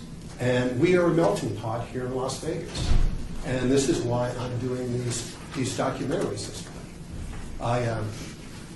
You said, I went to Rancho High School during the most turbulent years, during the riots. Some 40 years later, I made a documentary about it. And these are stories that are very much untold here in Las Vegas. And I just thank God for the opportunity that I can tell these stories. And thank you guys for helping me fund them. We'd really like to show you this because, as I said, we've worked very hard on these trailers, and hopefully... Can I ask a question while you're trying to do that? Sure. Since I'm just trying to catch up a little bit. My understanding from looking at this is you were given a grant of $50,000, and this is $23,000 additional dollars you're wanting now to do the same project? No. This is two different projects? We were granted, and Mr. Stoll, I'm sure can tell you, we were granted $50,000 earlier to do two films. And Invisible Las Vegas Part 2 and City Within a City, about the history of the Paiutes. And of course, if you, Mr. Stoll knows, he mentioned earlier, or last year, he said, Stan, I don't know how you can do these projects on such limited budgets. So we pretty much we did so well, I believe, with Invisible Las Vegas Part 2, got really great ratings, but most of our money went there. And we still have money to do Invisible Las the Paiute story, but not the way we want to tell the story. And these people should have their story told, quite well. And, go ahead, Joanne. We're requesting funds for another week of production, just to go back to the reservation and really collect the stories the way we wanted to originally. First, right now we have about 3 or 4 days of actual interviews with people that live on the reservation. We'd like to kind of go more now that we have access to the reservation, as we did not before. Yeah, I've got a couple of questions. Is Channel 8 really charging you $2,500 for footage? I'm sorry? That was an estimate that I received from their department. And what's that footage, Paiute footage? This would be, stock footage. It's Paiute footage, sir. Also, we're going to need some footage from local TV stations. I don't know if you know or if you guys heard what's happening on the reservation about the power company. And Right, Channel 3 has done any number of stories, and we're more than happy to make the video available without cost. So, I mean, let's assume we can take $2,500 off that budget. I think what you do, again, picking these topics are great. Nobody else is doing this. But I don't know if we've got another $24,000 to. So I would look to see which ways we can pare this down to some degree. I mean, I'd be open for to offer a motion up for let's say $15,000 to wrap the project up, and along with providing the footage that we have of the Paiute Indians. We've done that story extensively. Or you can go back to Channel 8. Tell Tell them what you said to me. them. I don't know if that's doing good. We're also asking additional funding too. We'd like to get Wes Studi. I don't know if you guys have heard of him. He's the great actor who played Geronimo. We'd like him to narrate our project too. So That's not in here? it Is that what should the be- voiceover is? Yes. SAG? We would also be interested in bringing in talent from the reservation as well. Possibly get a voice from the reservation to tell the story. Not like the sport. I'm just not sure that there's a lot of good projects come before us, and we just can't fund the entire amount. This would be $65,000 for 2 documentaries. Which, sir, I'm sorry to interrupt. 70. Which is very much on the cheap. Yeah, I'm not saying that you're driving out there in big limos with hot tubs. No, we're not. But those are my thoughts. Looking at the budget to see. Does the tribe have any money at all? I mean, this is giving them an opportunity to showcase their heritage. Have you approached them at all for any assistance? That's a very good question once again, sir. And it seems like the only ones that are interested in Native Americans are us, or I shouldn't say us, but when you go to the res, they sometimes they have a devil may care attitude. A lot of them are really into the culture, into the whole heritage. But it's just really sad when you go out there and you look at the land and the people. And I think what we're doing here, I mean, when they saw us coming out with the cameras and we're interviewing the people, they were just so happy to see that someone does care about them. Someone does care about the reservation. Stan, have you made a specific, like an agenda item on the tribal, the next board meeting, or whatever they call their Tribal council. Tribal council, excuse me, thank you, the tribal council, to put an agenda item and say, look, you're very near the completion of this project, we're going to need a little help, and this is going to be portraying a part of the history that very few of us, even those that grew up in Las Vegas, know much about. I would think that they would be motivated to help a bit. Well, we've tried. You tried that? I've tried in the past. And got nothing. And I actually did a documentary about 8 or 9 years ago, Native Americans of the Civil War. which I funded once again myself. So I did the Moulin Rouge, the Civil War, and also Invisible Las Vegas Part 1. And it's just, I'm really doing the best that I can with very limited funds. Go ahead. When we presented our case to the Tribal Council to get permission to enter the reservations, the question of funding did come up because we were looking for matching grants, but they weren't very forthcoming with funds. I suppose we could press a little harder for funding to finish this movie. Well, and two, if you showed them perhaps what you've done already, so they get a sense of it. It's not just a puff that you're talking to them, but they had something concrete to see how they're going to be projected through this. I think you would have, a real appetite there. Was this piece was not planned in that original grant of $50,000? No, it was. Yes, it was. And once again, two movies, two documentaries. This was the $50,000. Invisible Las Vegas. Invisible Las Vegas and City Within City were part of the first original grant. Right. And the Paiutes of the Indians were included in that. Yes. So where did the fallout occur as you itemized what you spent, what you expensed out? Our grant wrote out 3 months for production, and unfortunately it took that long to regain access to the reservations. Originally, during pre-production, we had some money from the Tribal Council. And then somewhere between the powwow and the tribal elections, we were denied access to the reservation, which put a halt in production. But doesn't payment stop at that point when you are, for 3 months, not allowed to continue? Those monies are still there. Yes, and we did, and we moved on with production. We filmed at UNLV and around all the reservations and everything like that. We were given access to the reservations to shoot B-roll, but as far as personnel, tribal members, or even just people that lived on the reservation, we weren't allowed to speak with them. I'm having a little difficulty. I'm supportive of the project. I want to make that clear. But I think the mayor's point is well taken. I understand that the delay is not your fault at all, and I understand the sensitivity.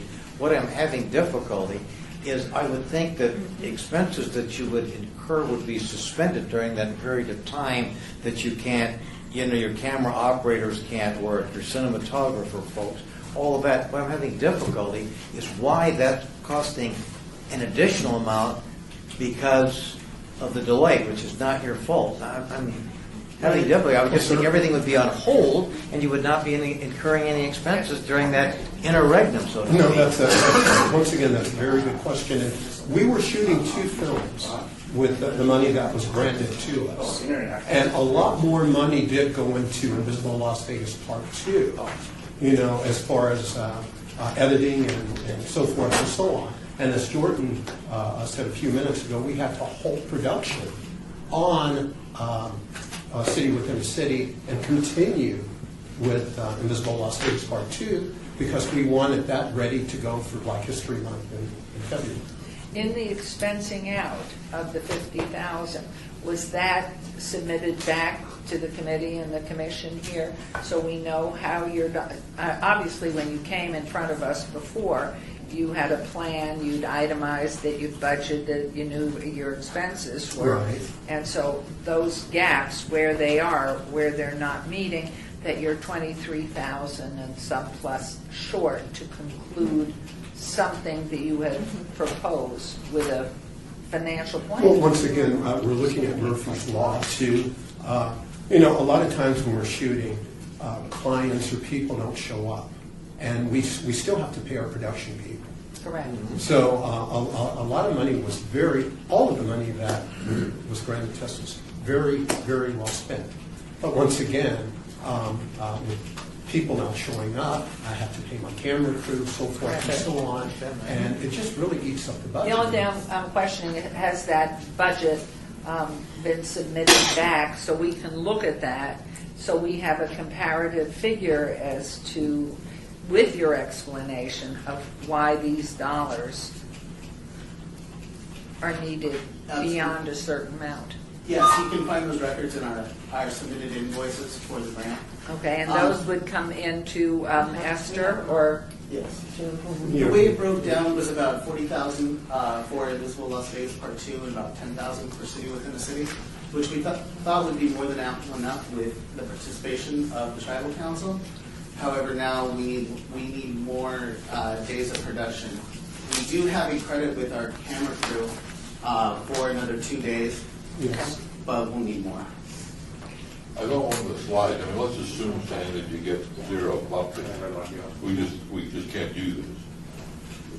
I got the sense that you were still going to go ahead and finish up the documentary. It just wouldn't be to the level that you would hope it would be with the addition of the young woman who lost her stepson. Well, we just feel that we're not giving the Native Americans the Paiutes the credit that they surely deserve. And there are some more, as Jordan says, there are some more interviews that we really, really have to do. I mean, the documentary is almost done now. It really is, but... I looked at the budget, and this is really for, as you get into it, 5 more days, $4,000 a day. And it's almost all of it is for salaries. One person's going to get $5,700 for the week. Camera operators are going to get there's another $5,000 for that. And when you say that too, Mr. Stovall, we're talking about a whole crew. We're shooting with 2 cameras, light scaffer. I would say we have at least. And I don't use the gaffer anymore. There's a lot of these things I don't use anymore. They're wonderful to have, but sometimes when you don't have the money. And believe me, we know about that. We are true guerrilla filmmakers. We really are, and we've pretty much exalted most of the the funds that at least I have. That's why we're coming back to you. I don't know if we're going to be able to get that together. Can we go on to the next one and maybe come back, see if they can get the trailer to work? Do you have the time to sit, and we'll go on to our next item? Yes. Hopes so we can get the trailer. Absolutely. Do we have hopes of that? Did he say? Okay. So we will put that one on pause. Or, Your Honor, do we want to have Stan maybe give this a scrub and see if there's some things that he can cut down to reach the level that maybe Bob was asking us to consider? I mean, whatever your pleasure is, obviously. I mean, if it's 23 or nothing, I can't support the 23. If there's another number in there that I would be able to champion, I'd be more than happy to do that. But I think we're in the $12,000 to $15,000 range rather than the 23. Maybe you don't get 5 days of shooting. Maybe you've got 2 in the can and you get a couple more. Well, there's so much more to Mr. Snowdall than just shooting. We have a lot of editing, that really goes into this, and editing is where our money is being eaten up. I guess what I'm trying to tell you is if you're going to go for 23, you ain't going to get it. So maybe you need to come back and take another look at another option. There's no sense from the board here that there's the appetite to fund it at 23, and this board is very supportive of what you've been doing, and out of respect to you, I think is being as direct as we can, telling you it's not 23 here, but maybe there's something else. So if you guys want to go back and retune it. If I may, going back and waiting for this to come up, going back to the tribal council, I cannot believe, and maybe there's someone that can accompany you and help with that ask, so that the sensitivity, and when they see what you've done so far in the other pieces, I can't believe they wouldn't be supportive and want to help. And so perhaps the dollars that they would find through the tribal council matched with what the Centennial Committee can do, can get you through this. So I think a lot has to, or if we're going to get to see this wonderful video, because that sales piece might be the best thing for the tribal council, unless Yes. they've seen it. No, they haven't seen it yet. Okay. No, they haven't seen it yet. But again, we're not going to meet for 3 months. July is the next meeting. Jordan? Well, I mean, if there's some time sensitivity, up to you, Your Honor, I'd be willing to have a special meeting for them. I think this is a serious project. I'm just not prepared at this point, Stan, to take action until I'm satisfied we've made an effort, again, at the tribal council, and to see if we can't scrub that a little bit, to give you enough to complete the project, but not as much as you're asking. That's where I'm coming from. Go with that. But I'm certainly willing, and the mayor obviously is calling the shots here, but I'd be willing to Well, you attend a have special comfort meeting. here? Well, Yeah. we can work with the numbers. We've worked with them, as much as we could. And if we have to go down somewhat, we will. Okay. I just want to. I think you're hearing a great vote of confidence Yeah. in the project, what you're doing and trying to do, but there's so many groups that have a historical significance, and you can only spend the dollar once. So the key is there a way, and is there someone that you would know at the tribal council that we could make a call to, talk to, do anything to assist? But I think the biggest piece is going to be what you've already done when they see the quality of it. And we're saying we're coming to you because we can get some support from the Centennial Committee. So are we locked out, or is it happening? This one has internet access, so I didn't need to swap the laptop out. Okay. So is that like 5 minutes, 3 minutes, 10 minutes? 3 minutes. No, it's pretty short. No, I don't mean the video. I meant our IT group. Oh, that's very easy. Okay. Understood. I haven't heard a trailer that ran an hour, but What's on the trailer? No, it's not. that'd be a long time. The movie ran 15-minute trailer. And I don't know if you guys know this too, but the committee, your name's on the credits at the end, and once again, it's been heavily played throughout the Greater Valley, and I'm really surprised that no one saw it. Invisible Las Vegas was actually shown 3 times a day on Cox 96. You have to understand, you had a very busy group of people. When they get home, they probably do as my husband did, hit the bottle and go to sleep. Sorry, I don't mean to make light. I mean, this is wonderful what you're doing. But the reality is, if I get to see TV, it is unbelievable. Or get through the emails and get to be able to surf out there and see anything. And so it's not from lack of interest. I really would love to see it, so I hope we can get this up so at least Well, we I have a also snip. hope too, 96 is a wonderful place, but it's 96. Yeah. And it would be Yeah, not nice if everybody this has thing that. would broadcast on the city's channel as well, which is Yeah, channel 2. 4, or 2, excuse me, All right. 2. And 4, county, we I can mean, that. those are those Our computer channels. was on channel 4. What is which one is channel 2? Is that the one operated? City, KCLV. Well, we were on CCTV once a day. So, as I said before, it got ample play. It really That's did. very important. I just think on these kinds of things where there's so many channels out there, we're all fighting for eyeballs. Yeah. And so the more it can be run, the more it can be seen. Right. The more support you get, Yeah. and the more funds that might come in to support. Because I know we did a big story on the lead animal shelter, and the hits on that, the show volume was incredible, and people wanting to get involved and volunteer or send in a donation. So 4 for the county commission, 2 for the city. And of course, get in touch with David Riggleman here in our communications department and see about, I think that's a great idea. And Stan, I suspect that the Paiute story is not your last documentary. Oh, no, sir. No, it's not. We've got more, but it's just finishing this one right now. Yes. And thank you guys for your patience. You're quite welcome. Thank you so much. Now, what is that a picture of? That is a picture of a book on a chair. Anybody's particular chair? Well, it's a theme to my documentary, of course, and it's the history of the Paiute. So Excellent. this is kind of how we're starting it. Okay. It's artistic point of view. And the book is, your book? No, the book is, I believe, is the history of the natives. Here we are.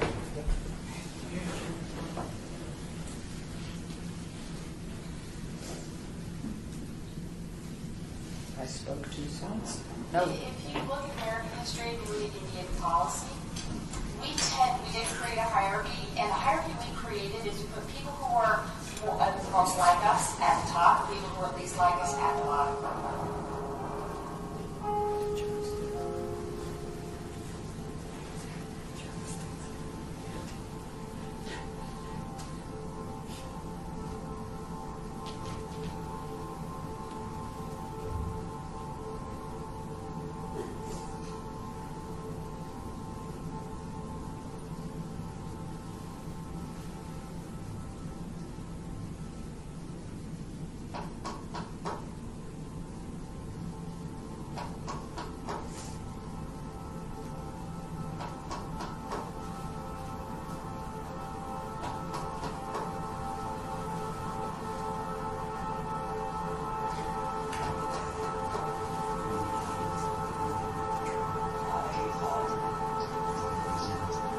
Was raised with Mormons, white folks for 5 years till I was about 13 years old.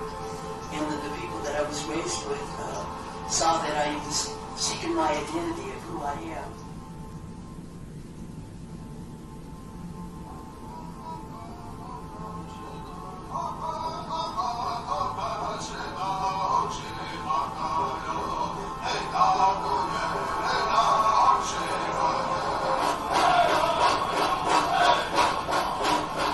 Of course, that was at the powwow last November. Church, the LDS Mormon church. My mom converted to the church when she was in the Paiutes are, like many American nations in the United States, exercising their self-determination, tribal sovereignty. We have to be the ones to tell our story because there's nothing written down in the history books.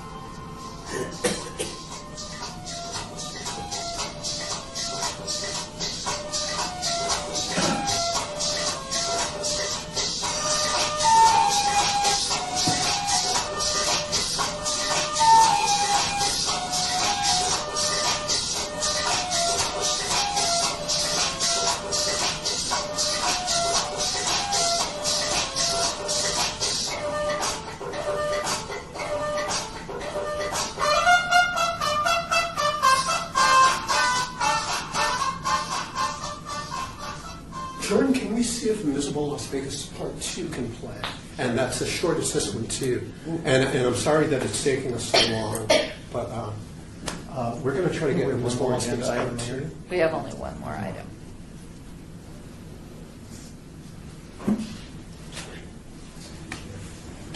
After seeing that, I can't imagine that they wouldn't give you support. Can't imagine it. As she said, nobody's telling our story. You're telling our story.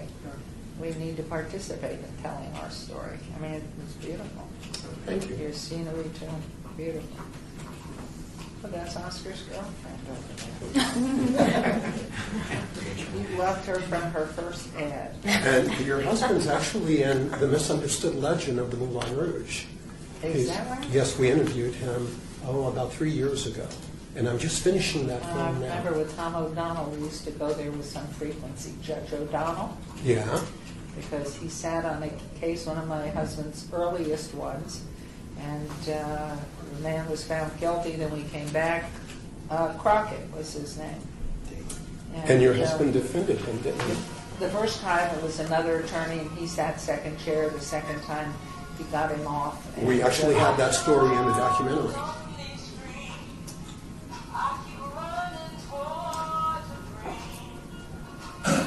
And this is for Invisible Las Vegas Part 2. And it's the very historic short. lesson.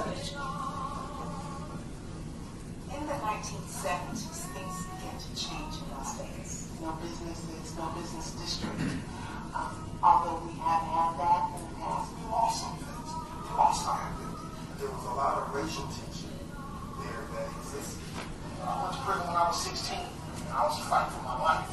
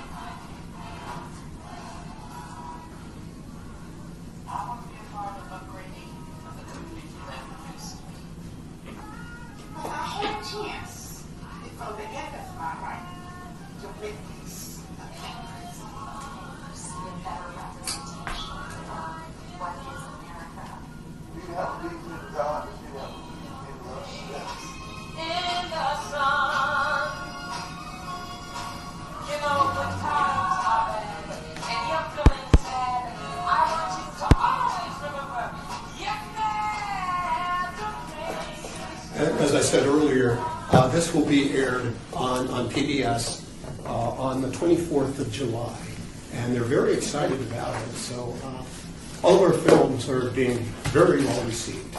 And just thank you for the opportunity to hear my story. And whatever, well, Jordan, I'll let you go from there. I'd like to have you come back after the thing. Sure, but is there a And if reason you're why the willing name to started do something pictures this and the people special, that even you're if it's interviewing like, are tagged in your video? It's Because I always yeah, like it's your seeing call. who's No, I agree with it. We have It's a trailer. total It's the agreement. trailer. Okay. We- Yeah. So I'd like to pull it together, you or Bob will pull it You guys are all together. getting a copy Good. of this, and you can see the work that was done. Okay. I think what we need to do is have a final, and I do want to mention to you, there's a book that's been written called, because I got a paperback, it's called Las Vegas Showgirls. And some of the showgirls from the Moulin Rouge and some of the ladies that were in the different shows are in that book. Pictures unidentified of who the women were. And you might want to look it up, Google it, Las Vegas Showgirls it's called. Okay. And I can get it back, I gave it to Oscar. But if you need it, just if you would call Trish up in the mayor's office and I can get it for you when you want. But I'd love if either of you would want us to just pull together what I think there's a consensus of here. Well, I suggest that I would recommend a motion that we ask the Desert Road production teams to look for additional sources of revenue, B, to come back and look at their budget, and as soon as that budget is submitted to the city, that at the mayor's call, that we have a special meeting just to deal with the Desert Road. I second that. Okay, consensus here. So there's a motion and a second. All in favor, please signify by aye. Aye. Aye. And then, now, what's the timeline that you feel you can pull this together, have another meeting with the tribal council, pursue the dollars, and so we can set something up with you two can move forward? 30 days? Yeah. We do a telephone conference. We have Okay. we make a real fast. Okay. So contact the tribal council, see about ground. See if And they scrub can, your budget. Yeah, see if you can. see what you can do here, and if I might, Mr. Stovall, about the Channel 3, Channel 8, is that something you can make a call on to see and help, or they should, or what? I think if you send me what you need visually that you're from Channel 8, and I'll see what we have within Channel 3, and they'll be more than happy to make a copy for you at no charge. Okay, okay. But there may be something that Channel 8 had, maybe one or two shots that you may want from them. But let me know what the footage is that you're... And I've contacted your office before on things like this. So thank you so much. Yes, please. Mayor, you'll need to table this item. No date and time.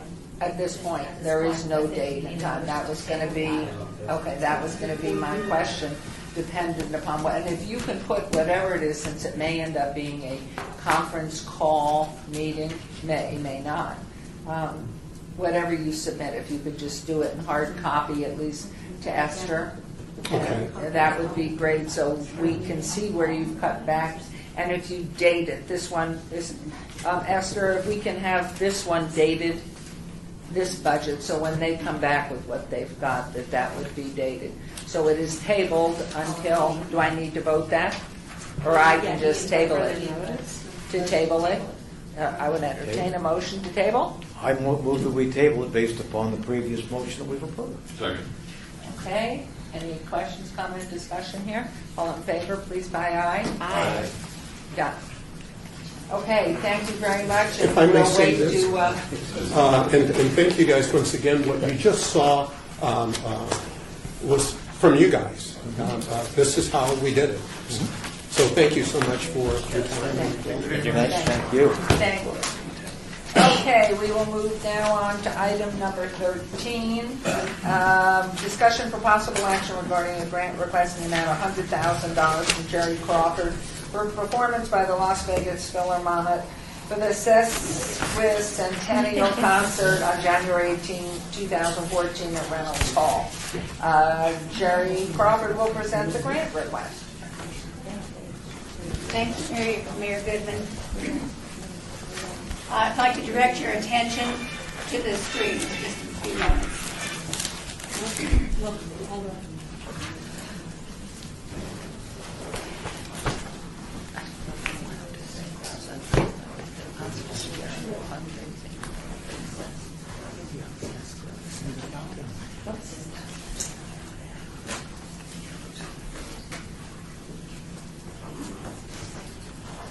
Of the Philharmonic.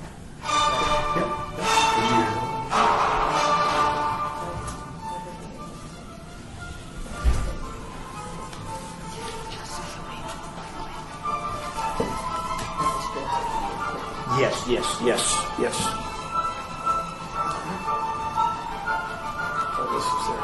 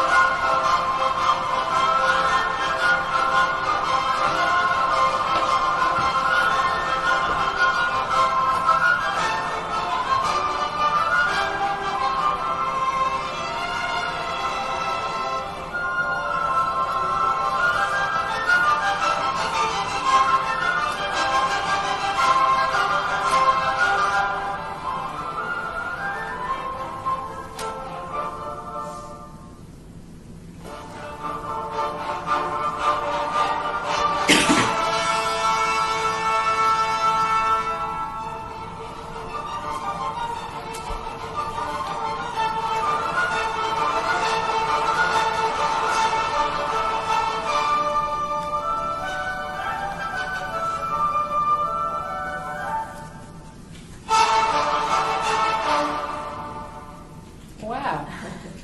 Who did that? We have a production crew out of Chicago that's helping us. Wow. This was something that we put together as we were rebranding.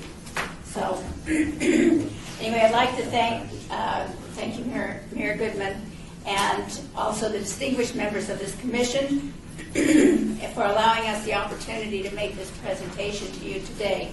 I'm Jerry Crawford, and I'm president and CEO of the Las Vegas Philharmonic, and we are one of the resident companies of the Smith Center for the Performing Arts.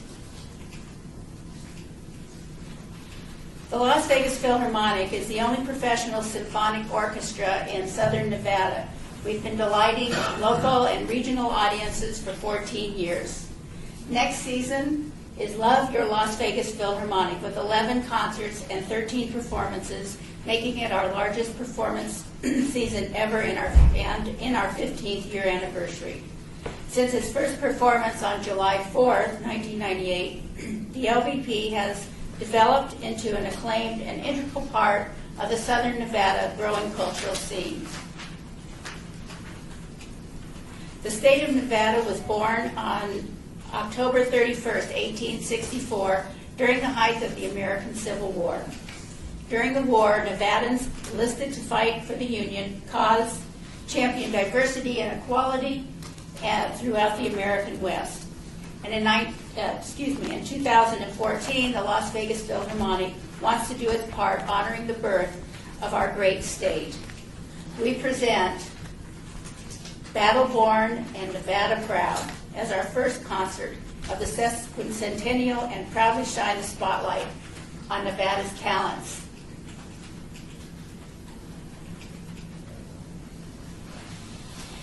Battle Born, Nevada Proud celebrates Nevada's statehood and history while also making a bold artistic statement about the future. The talents of three prominent personalities with strong Nevada ties from the contemporary classic music scene will be celebrated. Donato Cabrera, conductor. Eric Whitaker, composer. and Ellie Smith, Miss Nevada Outstanding Teen. The program will be held on Saturday, January 18th, 2014 at 7:30 p.m. in Reynolds Hall. Donato Cabrera grew up in Reno. He graduated from Reed High School. He then studied at UNLV, receiving his Bachelor of Music in 1996. He made his professional debut with the Reno Chamber Orchestra in 1997 at the age of 24. In 1998, he made his European debut conducting the Barber of Seville and Rigoletto. 2002, he received a conducting fellowship from the Vienna Philharmonic. He's currently the resident conductor of the esteemed San Francisco Symphony. This concert will be his Las Vegas Philharmonic debut, and he is a candidate in our music director search. Eric Whitaker was born in Reno. He studied piano intermittently as a child, and while an undergraduate at UNLV, started taking a BA in musical education, though he was unable to read music. He went on to earn his master's in composition at the Juilliard School. He lived in Nevada until he was 25 and moved to Los Angeles. With the success of Ghost Train, he decided to become a full-time professional composer. Eric is a Grammy award-winning composer and conductor, and he is one of the most popular and performed composers of his generation. Ellie Smith, Miss Nevada Outstanding Teen. Las Vegas' Ellie Smith has been dazzling audiences with her singing, acting, and stellar performances. 15-year-old Ellie has performed live before millions across the country. Nicknamed at an early age the Star-Spangled Girl, Ellie has sung the national anthem and God Bless America for Major League Baseball, NFL, and NBA teams throughout the U.S. She was selected by the NBA to sing both the Canadian and American national anthems in the 2011 NBA Rookie All-Star Game in Los Angeles. Our application to the Commission for the Las Vegas Centennial falls under two categories: performance art and cultural historical. The funds we are requesting will be used to offset the expenses incurred in the creation and performance of our Battle-Born Nevada Proud concert. We have the capability and the capacity to entertain over 2,000 people for this performance. We will have brochures for this event. We will have professional photographers and news coverage for this event. The performance will have CD and audio recordings and will be professionally filmed and recorded. And we are in collaboration with Vegas PBS and will have the capacity to rebroadcast this event locally and statewide, as well as for archival purposes. And I want to thank you all very much for your time and your kind consideration of our request. Thank you. And if you have any questions, I'm happy to answer them. Thank you. Yes, please. And you may have said this, is there a fee for the public to attend this event? Yes, there is. It'd be our regular performance scheduling fee, and the tickets range from $25 to $95. And is that taken into account in your budget, that revenue that you'll be taking in? Yes, and that's it actually is about 35% of our budget, our subscription sales. Typically, we have we go to the community for fundraising for this to help offset the remainder of that amount. Jerry, I may not have heard this, but your application indicates no other funding sources. Not at this time for this specific, not for this specific concert. What would your total cost be? In other words, I'm trying to get some Yes. handle on what for this production. What is it? One night? It's a one-night production, and I know many folks don't know this, but our concert costs are anywhere from $80,000 to $125,000 per concert, and our subscription money only offsets a portion of that. And since we don't know what that amount is yet, because our subscription brochures just went out a few weeks ago, Right, and I understand that, but it seems like you're asking us essentially to fund the entire conference. If there's 80 to 120, this is 103, it would seem, and correct me if I'm wrong, Jerry, that you're asking the Centennial Commission to fund the entire cost of the concert. Aren't there tickets that are sold? Or? Yes, and we don't know what that number will be. Sure. Our subscriptions had not gone out at the time we put this together, and we aren't completely sure of our costs. And we don't really know that until getting a little bit closer to our actual time. And the Smith Center, we have our cost there, and that's typically about $25,000. So the amount is the ask, and whatever the commission would consider would be greatly appreciated. A couple questions, maybe a little off on a tangent. I missed the last meeting, so I apologize for the question. Have we, as a commission, created some sort of a filter or beginning to develop a plan about what we want to do during the sesquicentennial? And I really did spend about an hour and a half working on that, so it flowed naturally. You still blew it. You didn't say it right. Sesquicentennial. The 150th birthday. Good. Because this would seem to me, if we funded this and I know they're not specifically asking for us to do the entire thing, but this would seem to be almost our entire budget. And I'm wondering whether or not the Sesquicentennial Commission itself is a place where the funding for something like this should come from. I don't think there has been, and I can't speak of any formal plan yet, to my knowledge, that the commission committee has entertained. I think that the governor has just been pulling together his statewide group, and therefore they're just beginning to look at their fundraising as well. So we do not have a plan, or do we, Esther? No, but Jerry, can I ask you, what's your timeline for this funding? How soon do you have to have your money in place to know that you can move forward with this? We would like to have it in place before our first concert in September. Okay, so with that said, by that point, the Sesquicentennial Committee will be all pulled together and they will be fully operating. And by that point, hopefully they will have funds, because I know they are looking at setting funds aside to do certain projects. But I think that would help your committee to apply to the Sesquicentennial for funding to do this, because that aligns with what they're doing next year during the 150th celebration.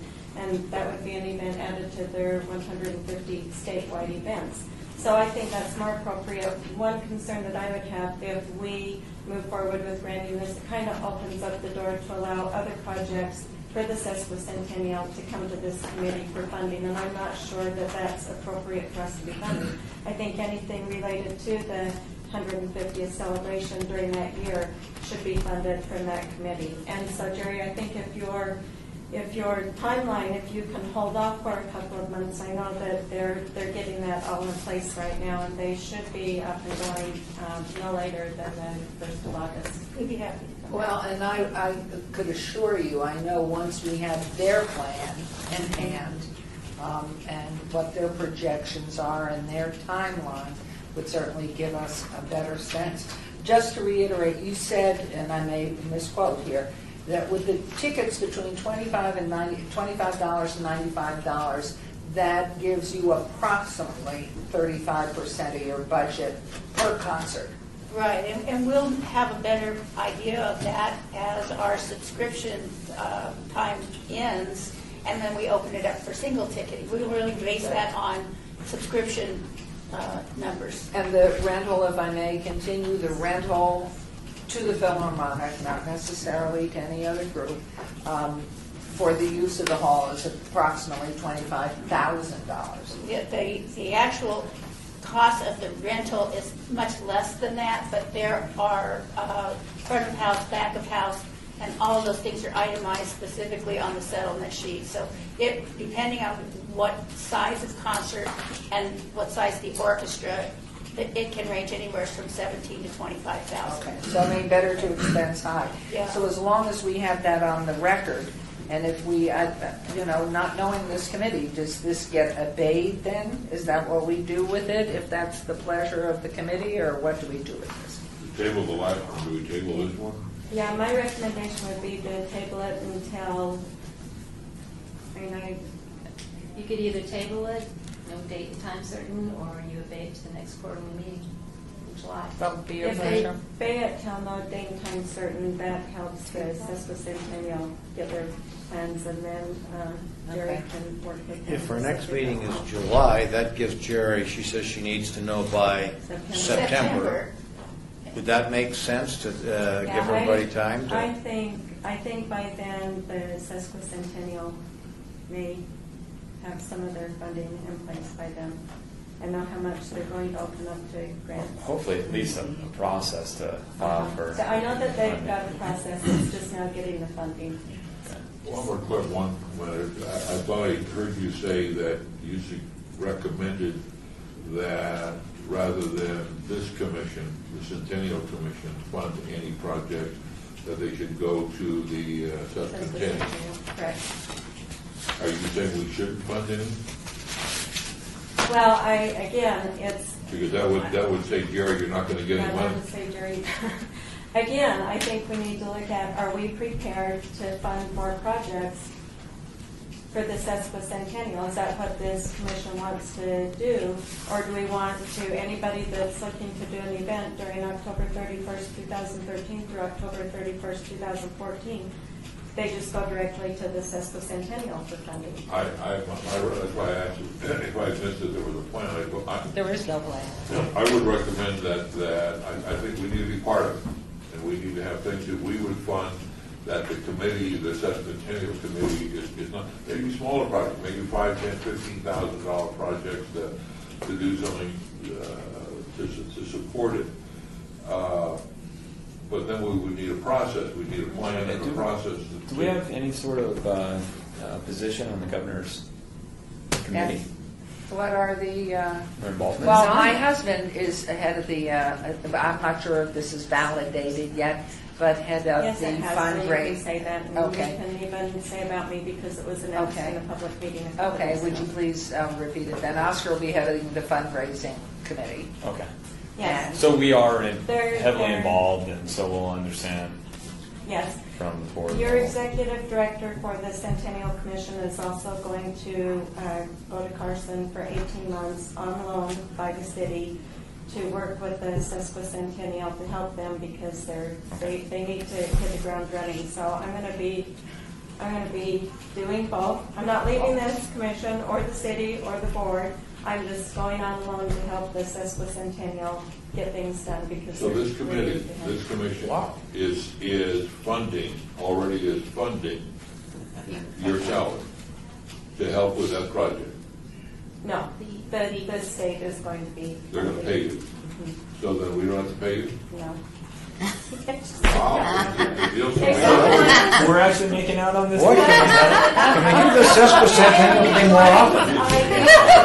Don't get any white. How about the Sesquicentennial for the end of the Civil War? That's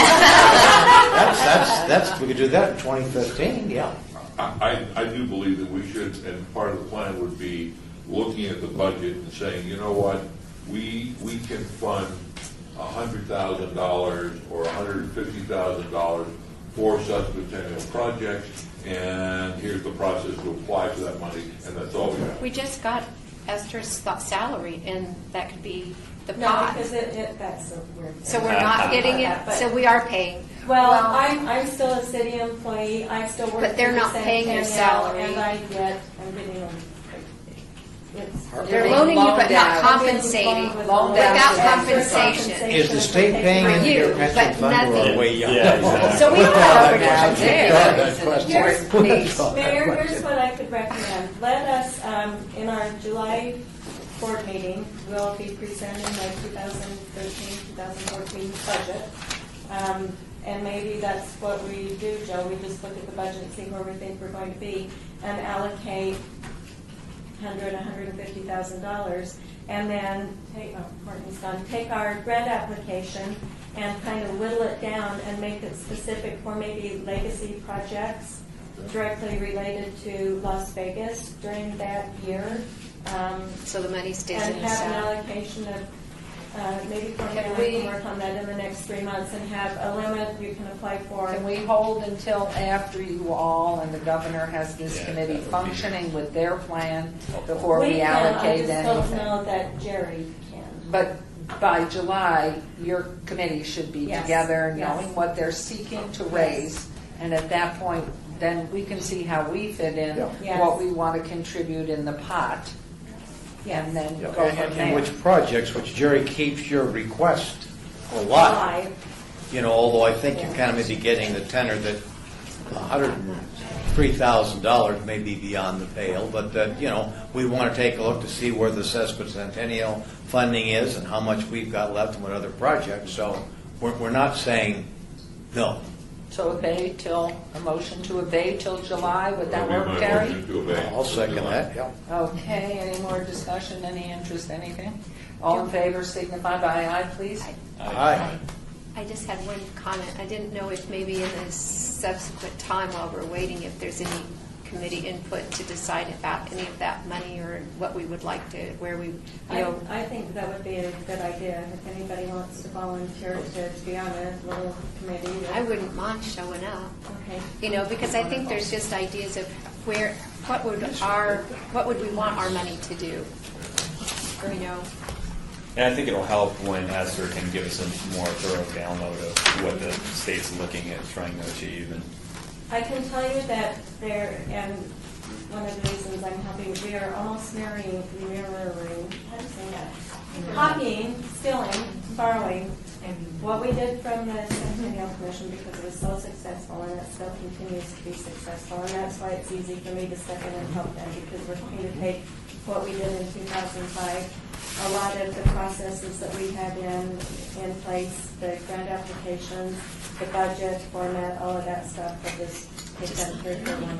Oh, it's wonderful, just it was raining money then. Well, we and had now it's not we raining had the anymore. license plate in place for a couple of years, so we had raised a lot of money So from the you're in, license you plate. volunteered. And I will. But Esther, can you make sure that you're in touch with Jerry now that you're going to be Yes. dual hatted Jerry and here? I know that. So Yeah. that she has an opportunity to make an application to the Centennial Commission, not the Centennial, but the Centennial Commission, that the same opportunity so that you can make a presentation to them and get in on their agenda, because they hopefully will be very supportive of funding a significant piece of this. Yeah. So Yeah, that's they'll where we be are looking then. at doing that, but again, this is statewide, so it's a little different. We just had the city of Las Vegas in 2005, now it's going to be the entire state applying for. It may be relevant that more than 70% of the people live here, but I wouldn't want to bring that up. Really? No, my God forbid. Really? Strike that, please, don't have that in the minutes. God forbid. Withdraw that, strike that. That's all right, you'll come back Good for Lord. July. And I'd like to thank the commission because I think this request provoked some really interesting conversation. And, everybody needs to have a little piece of the pie.